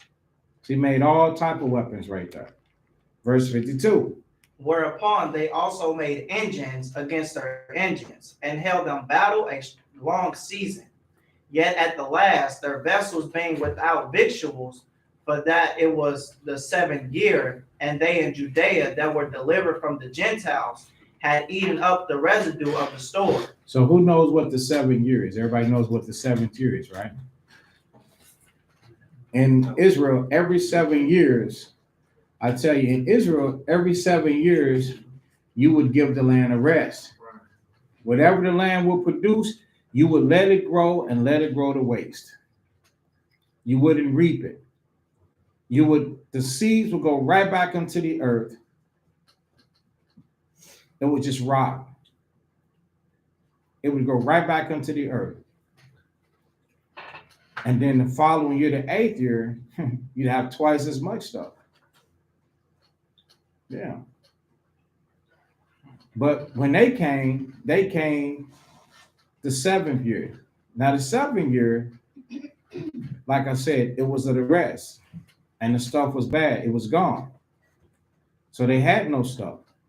And then remember back when I was saying how Judas and them went and got those people and brought them back? Well, the stuff that they had stored up from the year before got eaten up by the ones that they had delivered from the Gentiles. So they didn't have enough food that left over for them, and they were in a siege. A siege is when people sit outside the city and they don't let nothing come in or nothing go out. They weaken you through war, and that's an act of war. So that's what happens. That's what's happening now. And a lot of Israelites don't know that you are under siege. Another act of war is happening right now today. There are trains that are being derailed all around the country that are transporting items into the states. Now those trains are being blown off the track. They're jumping the tracks.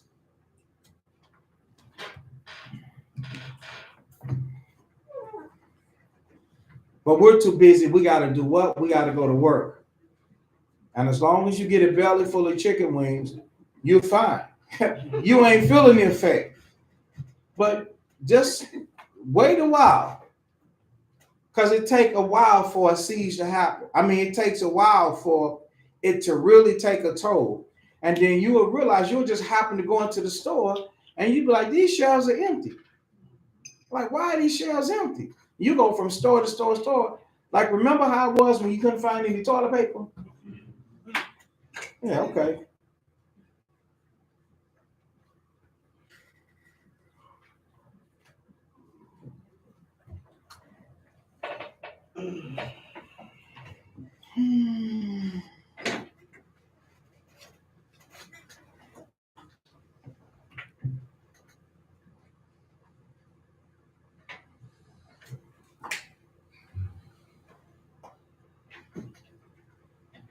I think one just came off today.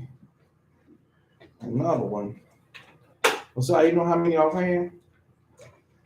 I was keeping track. I last recall like 9, but that was like last week. So I just saw another one. I've been seeing more, but I just saw one yesterday. Okay, one in Ohio, one in Nebraska. I'm actually.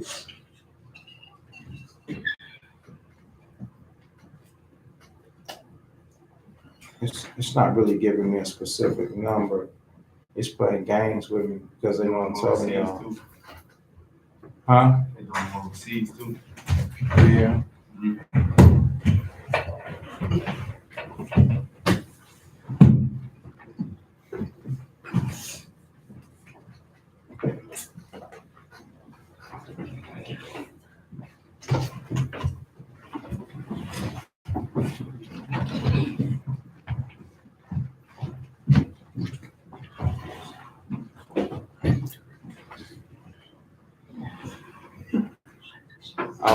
I'll keep going.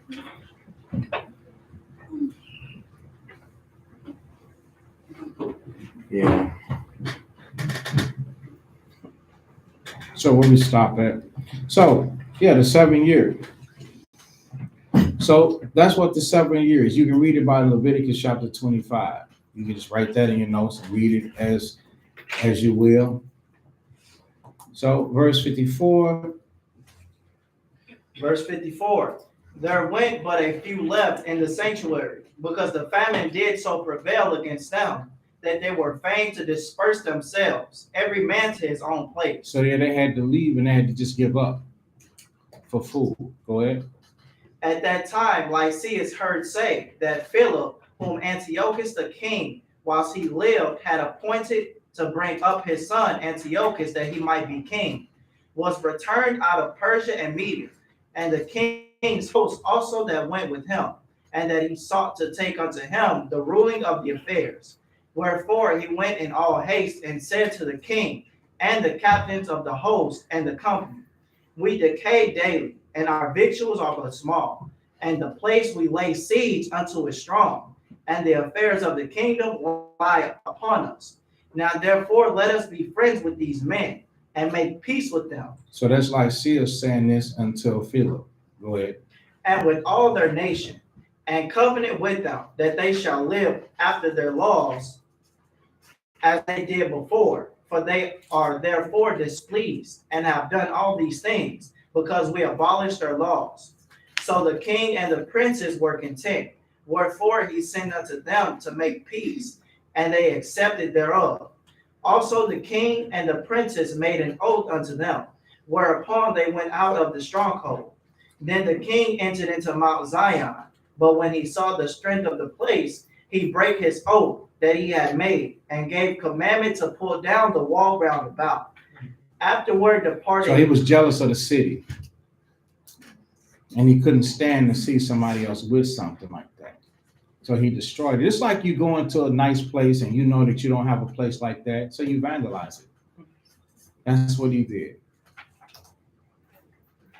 Afterward, go ahead. Afterward departed he in all haste, and returned unto Antioch, where he found Philip to be master of the city. So he fought against him and took the city by force. Carry on.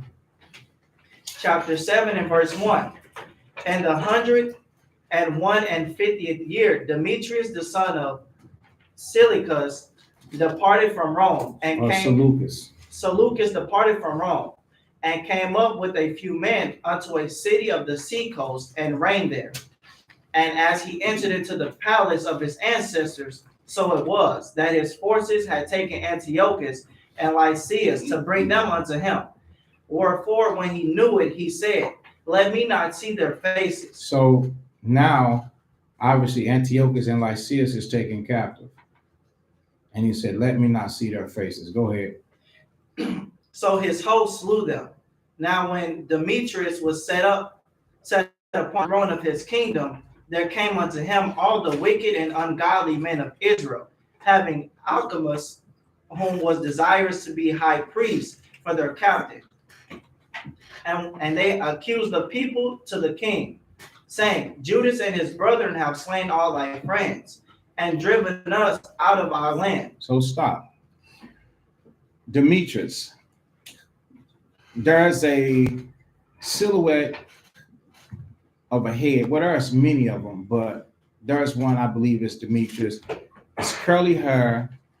It's bearded. It's got a, let me, it's curly hair, smooth face, big nose, from what I can remember. So it's a statue of a head that's supposed to have been Demetrius.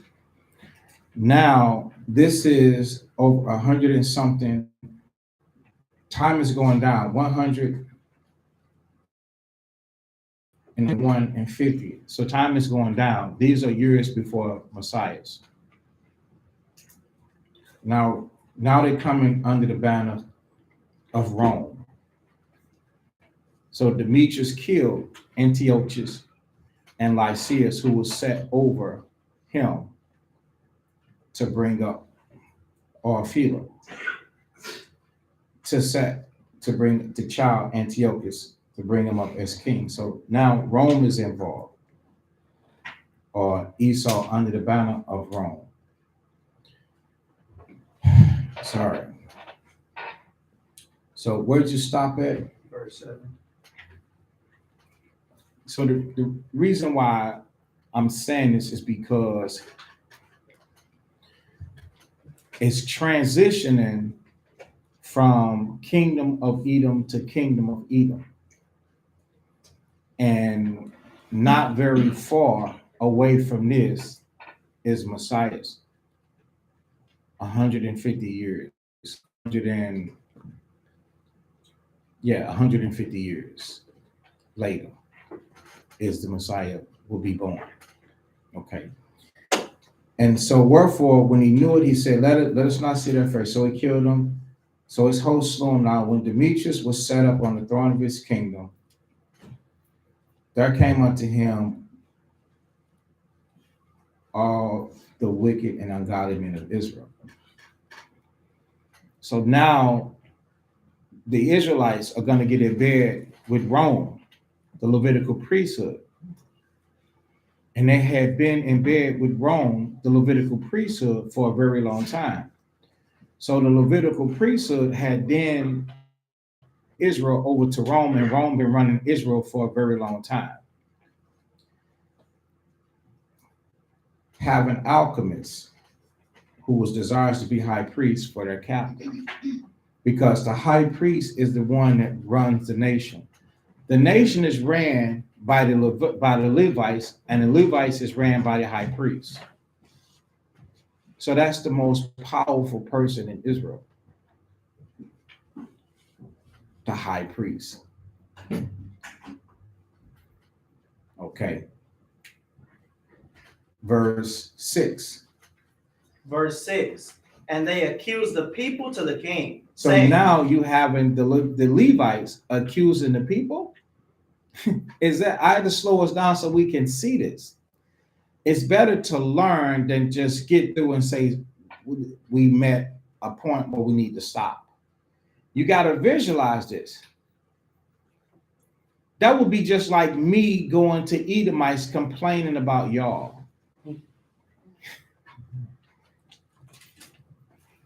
This is crazy. Saying Judas and his brethren have slain all your friends. Should Israelites be telling the plan? No, they shouldn't be telling the plan. And driven us out of our own land. Why were they driven out? Because of wickedness, the same way as his wicked friends. But Demetrius should know that and feel like he's a traitor. But he don't do that. He take that as an opportunity to say, This is a way in. Now we got an inside man. And during the time of Christ, what's the name of the inside man? Right. Judas, who reported to the scribes and Pharisees, and the scribes and Pharisees reported to who? Rome. So, in all actuality, Judas was the current day alchemist, covetous over the Christ. Now, verse 7. Now therefore, send some man whom thou trustest, and let him go and see what havoc he hath made amongst us. So it's havoc to the scribes and Pharisees, but what was it according to Israel and the Most High? Things being trying to set in order. Go ahead. And in the king's land. What's the problem with that statement?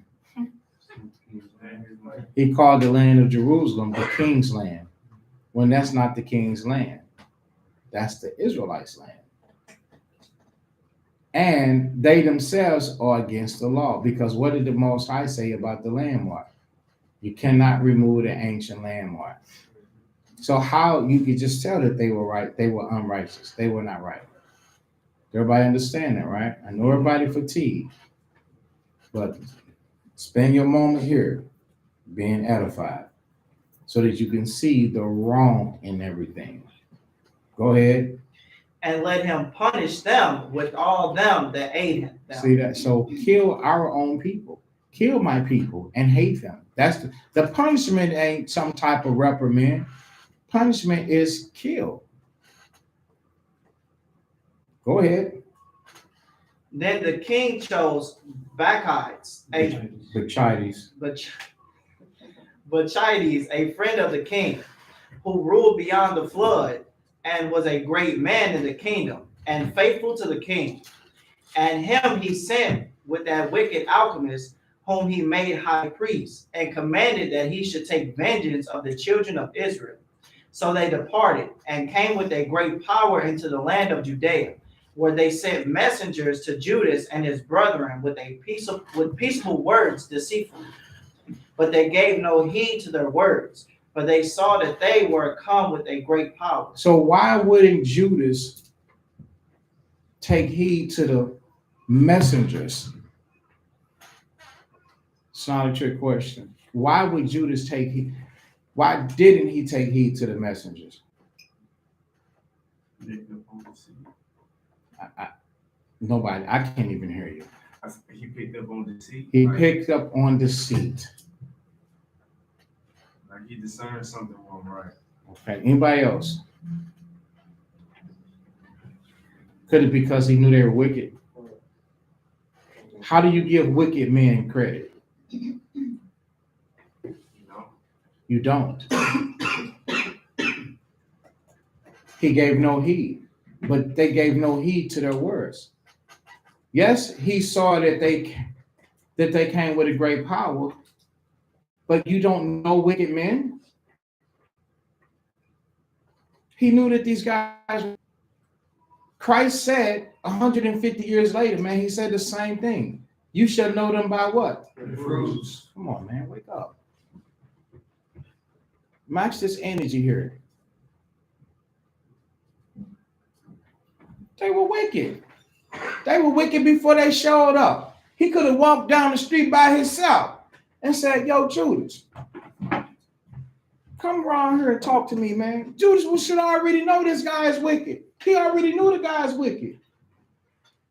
Because a sinner is made plain by the stones. What is the stone? His ways. The ways, this rebelling and that rebelling, this rebelling and that rebelling. Whatever you do, it's made easy to be understood about you and your ways. So Judas knew that. Stop letting people deceive you, man. A way is a way, and that's the end of it. If somebody wants to show you anything different, don't say a word, put it to work, put it to actions. That's it. And their actions, they were bad people. Now, if you listen to somebody and their mouth, they're going to deceive you all the time. Faith with. Let's move on though. Verse 11. But they gave no heed to their words, for they saw that they were come with a great power. Then did there assemble unto Alchemists and Bachides a company of scribes to require justice. Now the Assyrians were the first among the children of Israel that saw peace of them. For they said. So do you see where alchemists had the scribes to bring forth justice? The scribes are going to do what? Have the people to act right.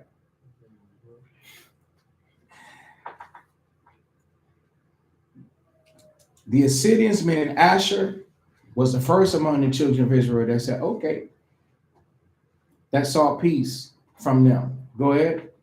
One that is a priest. For they said. For said they, one that is a priest of the seed of Aaron is come with this army, and he will do us no wrong. So they going off the appearance. They should have known that this guy here, that he was wicked. They looked at his countenance and say, oh, he's of the seed of Aaron. He'll do us no wrong. But what didn't they? That's like us. We'll see a brother and say, this brother ain't doing no wrong. But what we turned bad that day, this day, singular, this one day right here is not the day that this person turned bad. This person had to be rotten and corrupted for a long time to get to this point right here. And yet, the Assyrians were blinded. You cannot be a blind person and denying the truth. Read on. So he spake unto them peaceably, and sware unto them, saying, we will procure the harm neither of you nor your friends. So who is saying this? You sure? Yeah.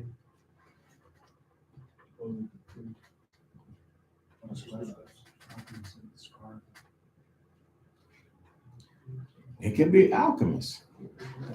Verse 12 said, Alchemists and Bachides accompany the scribes to acquire justice. Yeah. So if alchemist is trying to require justice, then alchemist is doing the one speaking. Because Bachides couldn't do it. So it would have to be alchemist.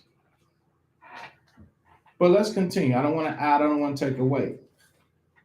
Logically speaking, if a heathen might talk up and speak, but if you want somebody to be convincing, then you let the person that they used to do the talking. Go ahead. Whereupon they believed him. Howbeit he took of them 80 men and slew them in one day, according to the words which he wrote. The flesh of thy saints have they cast out, and their blood have they shed round about Jerusalem, and there was none to bury them. Wherefore the fear and dread of them fell upon all the people. Right. So remember, they always doing things to set the tone on how they want things to do. Psychological warfare. Go ahead. Who said, there is neither truth nor righteousness in them, for they have broken the covenant and oath that they made. After this, removed Bachides from Jerusalem, and pitched his tent in Bezet, where he sent and took many of the men that he forsook, forsaken him, and certain of the people also. And when he had slain them, he cast them into the great pit. Then committed he the country to alchemists, and left with him a power to aid him. So Bachides went to the king. So now do we see what's happening? So Roman took over. Right. And took over again. Go ahead. But alchemists contended for the high priesthood. So there was others that was complaining to him about order, and he continued to strive back and forth with his brethren about what was right. Go ahead. And unto him resorted all such as troubled the people. So everybody that was wicked came up to alchemists. Why? Because they didn't want to apply no scriptures. They didn't want to keep no laws. They just wanted alchemists to set things in order and let them do what they wanted to do, and then order everything the way that is fine. Whatever Rome says good is good. We don't go against Rome. We're good. Go ahead. Who, after they had gotten the land of Judah into their power, did much hurt in Israel. Right. They cause a lot of sin. So when the wicked are in authority, the people mourn. Go ahead. Now, when Judas saw all the mischief that Alchemist and his company had done amongst the Israelites, even above the heathen, he went out into the coast of Judea round about, and took vengeance of them that had revolted from him, so that they durst no more go forth into the country. On the other side, when Alchemist saw that Judas and his company had gotten the upper hand, and he knew that he was not able to abide their force, he went again to the king, and said all the worst of them that he could. Then the king sent Nicanor, So this is where we're coming in at. And so we'll begin to stop. So now he's going to send Nicanor. Go ahead. one of his honorable princes, So somebody that stood right by his hand, his right hand. Go ahead. a man that bare deadly hate unto Israel. He bore deadly hate. I wanted to get to this part right here. He hated Israel so much that every time the thought or conversation came up, it would be always horrifying and terrible. Like he just didn't want to suffer us at all. So he knew, he said, I keep getting complaints about these people. And he knew that Nicanor had deadly hurt or hate against us. Go ahead. With commandment to destroy the people. He said, man, go in there and kill them. Get it done. So he's going to we'll stop here. Yeah, we'll stop here and we'll finish next week for sure. But with the Most High knowing that this one here, he don't have nothing good to feel about us. He won't stop until, if it wasn't of the Lord, we would have been consumed messing with this guy. Everybody else, they just wanted to bring us into subjection. He wanted to do away with us. Who else wanted to completely destroy us? And the Most High had to deal with them. Huh? Herod? I was gonna say, Hammond. I was gonna say Hammond. That's right, Hammond. So he got that. So right, he had that spirit of his daddy Hammond. Right, because they all Edomites. Yeah.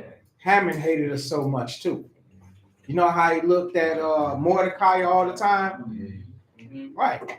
So then Hammond had made a decree, do them all in. And everybody was so afraid.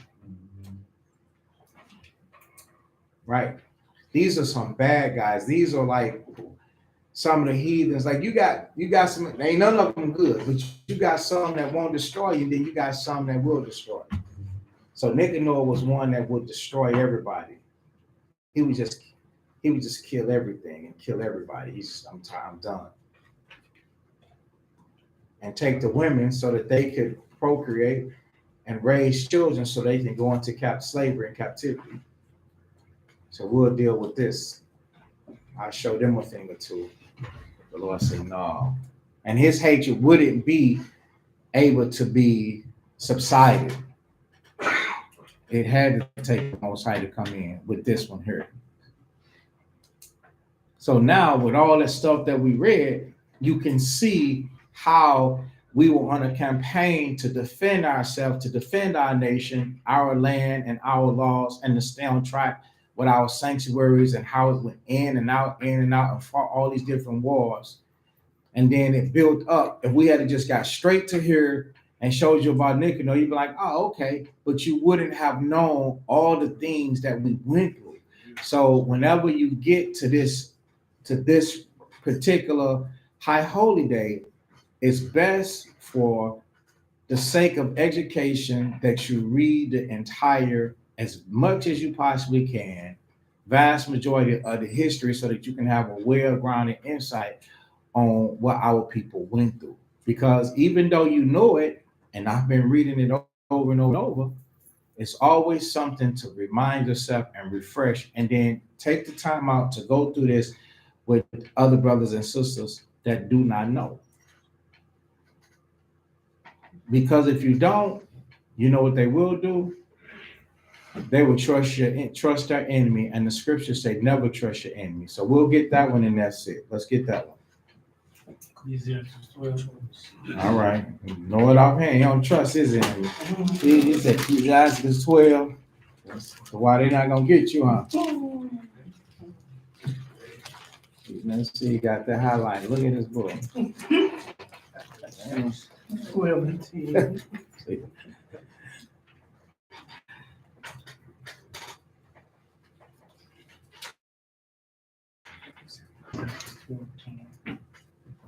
Please ask us 12 and 10. Ecclesiasticus chapter 12 and verse 10. Never trust thine enemy, for like as iron rusted, so is his wickedness. Right. The Bible says never trust your enemy. So the Lord did these people, all these nations, are your enemies. And the scriptures say never trust your enemy. Like iron rusts, so is his wickedness. Iron will rust. All iron that's not treated or coated, it'll rust. So he is for sure to rust. He is for sure to be wicked. And you can never count on him to do anything other than be wicked. Never trust it.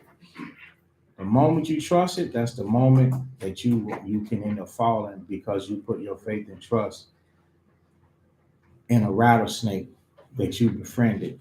You got it into a cage, and you just, you keep feeding it. I know you respect how I feed you. You're a friend. You stick your hand in that cage, he's gonna bite you. The Bible says, who will pity him? Yep, that charm of the snake. Who gonna feel sorry? All right. Any questions? Yeah, verse 13. Who will pity a charmer? Verse 13. Who will pity a charmer that is bitten by a serpent? Or any such as come near Esau? I mean, wild beast. I'm gonna feel sorry. Seeing you told.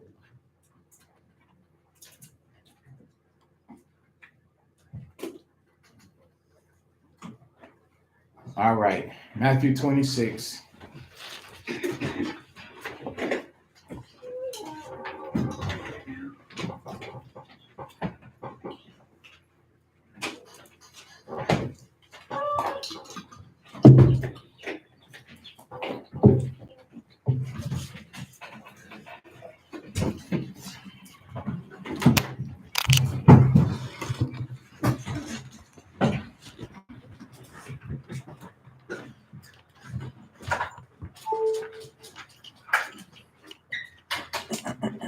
This is the book of Matthew, chapter 26, and verse 6.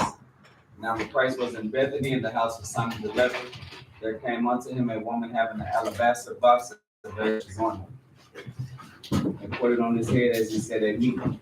But when his disciples saw it, they had indignation, saying, to what purpose is this waste?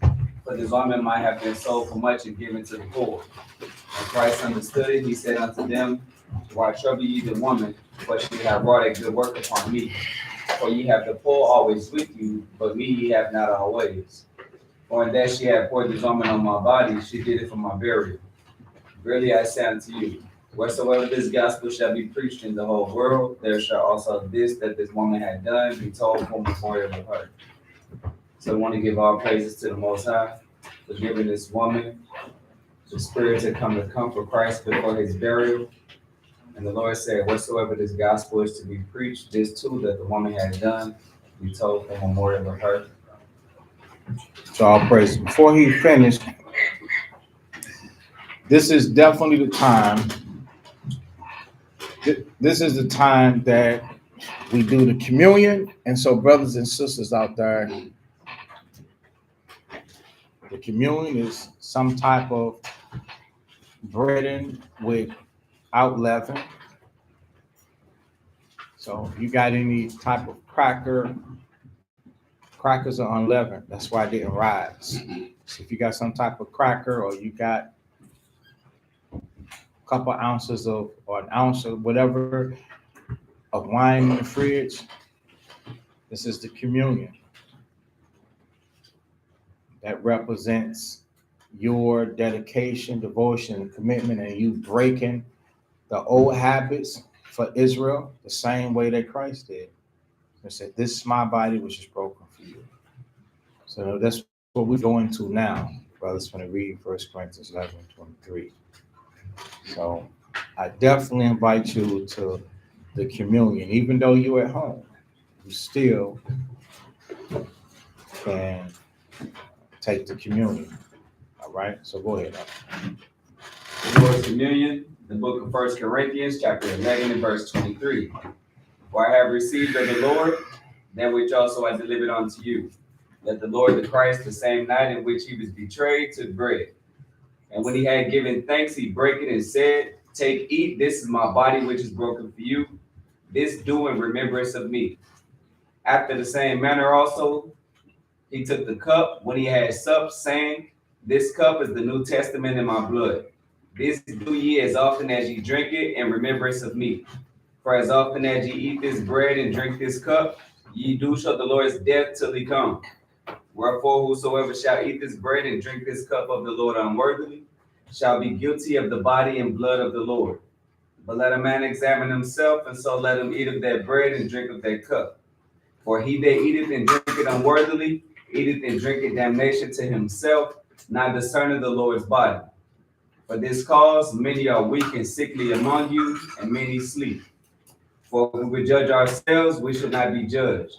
But when we are judged, we are chastened of the Lord, that we should not be condemned with the world.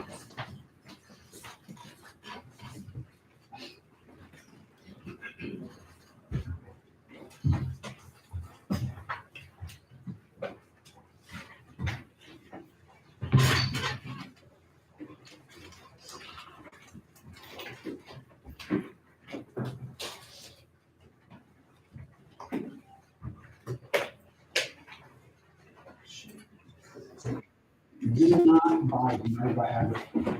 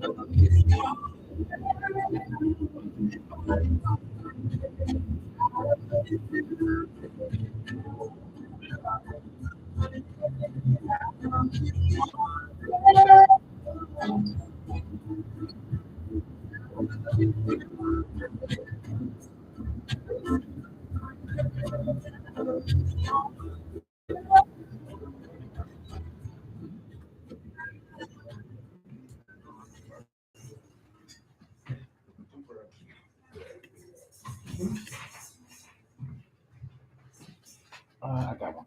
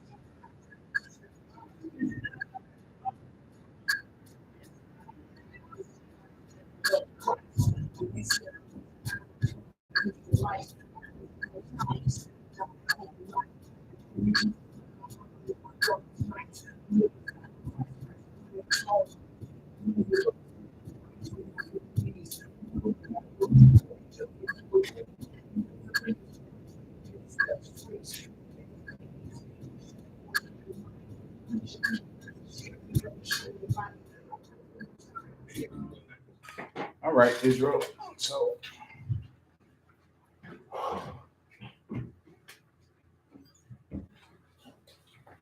Most High, in the name of Christ, thank you for the food, drink, amen. Amen. Okay, this is body which is broken for you.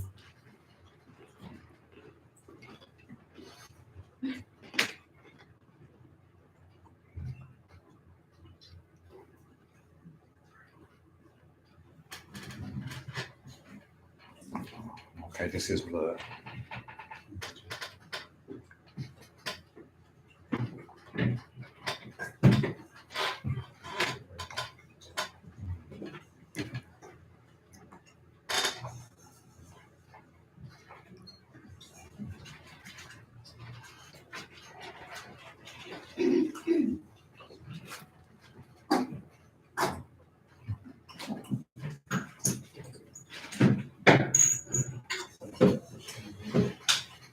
All right. So that's it, Israel. We are going to all praises to the Most High for another day. All right. We're going to stand and face Jerusalem and send up prayers. Stay around for the prayers.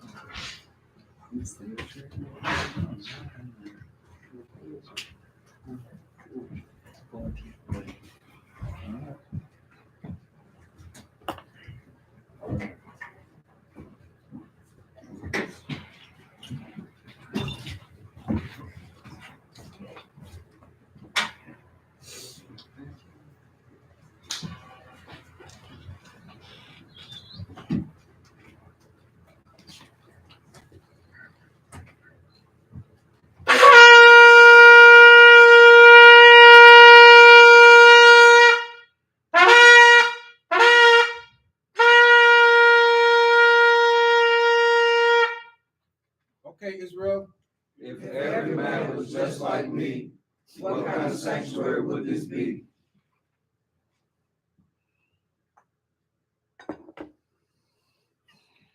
The Lord's Prayer, Matthew 6:9. Our Father which art in heaven, hallowed be thy name. Thy kingdom come, thy will be done, in earth as it is in heaven. Give us this day our daily bread, and forgive us our debts. And lead us not into temptation, but deliver us from evil. For thine is the kingdom, and the power, and the glory forever. In Christ's name we pray, amen. Amen.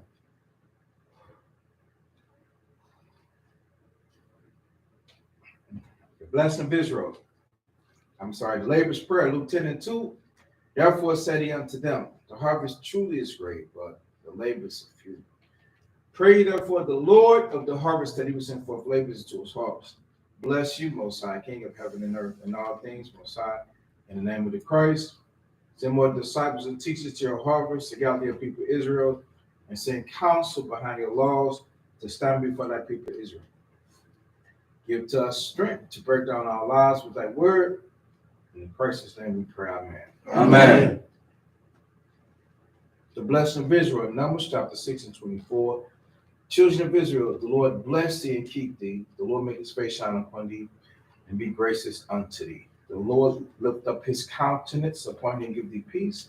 In Christ's name we pray, amen. Amen. Okay, children of Israel, bless one another. Most High name of Christ bless you all.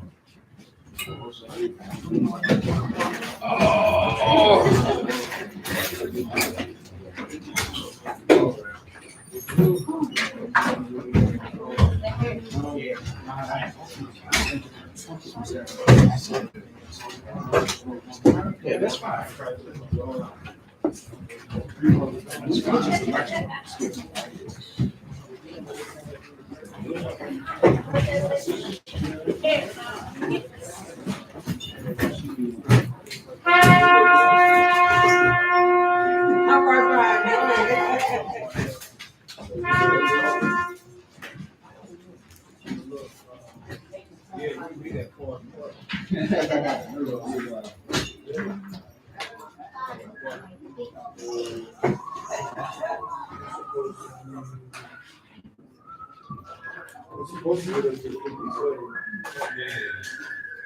Yeah, we'll be there.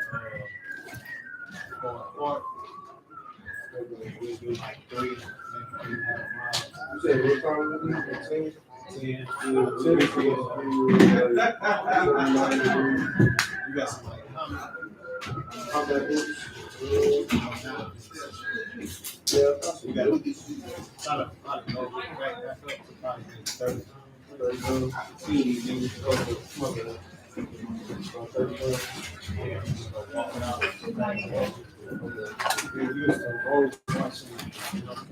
Hey, my part.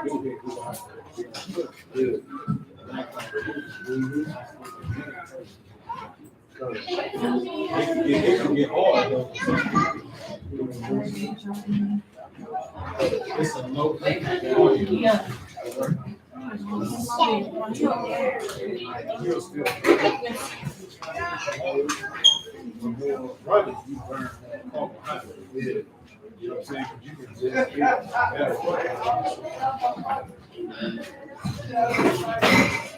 this is condition. So I'm just trying to think about what I was sitting there all the I'm trying to think what I'm gonna put in my bag so we can read it.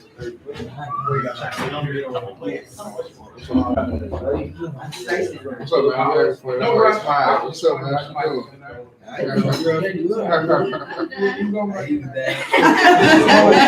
He's rapping. Hands up. Prayers one more time.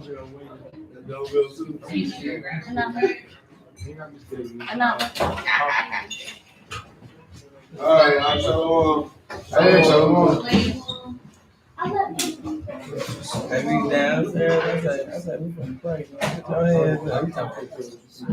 Wow. Okay.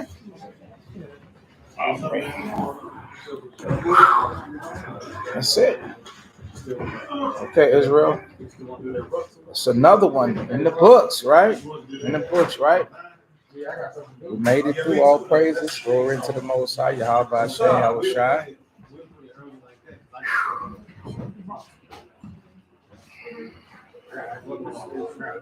This man gonna have to go and sit it down.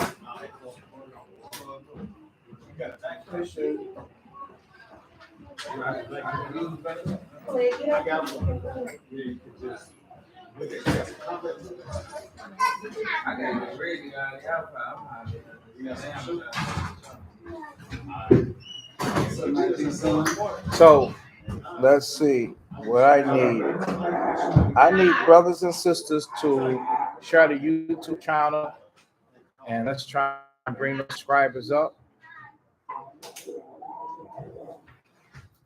We need those subscriptions to at least reach 1,000 so that we could access, what's this, access YouTube on a platform of a cell phone.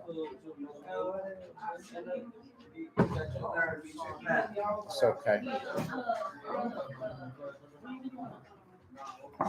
So, good night, Shalom. So share the class, and get some subscriptions. Tell the people that you want to subscribe. We're not that far away.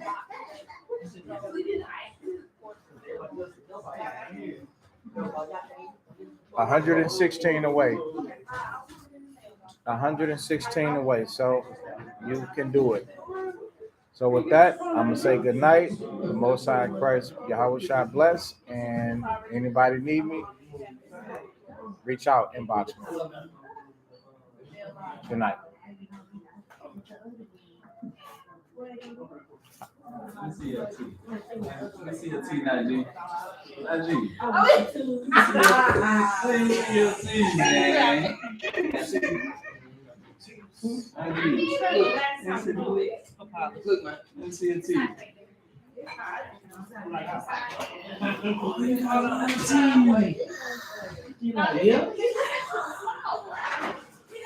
Hey, Obadiah, can you go ahead and take the table in there? Keep it from getting punted around the room. Man, got to eat, man. You got to eat. You do what you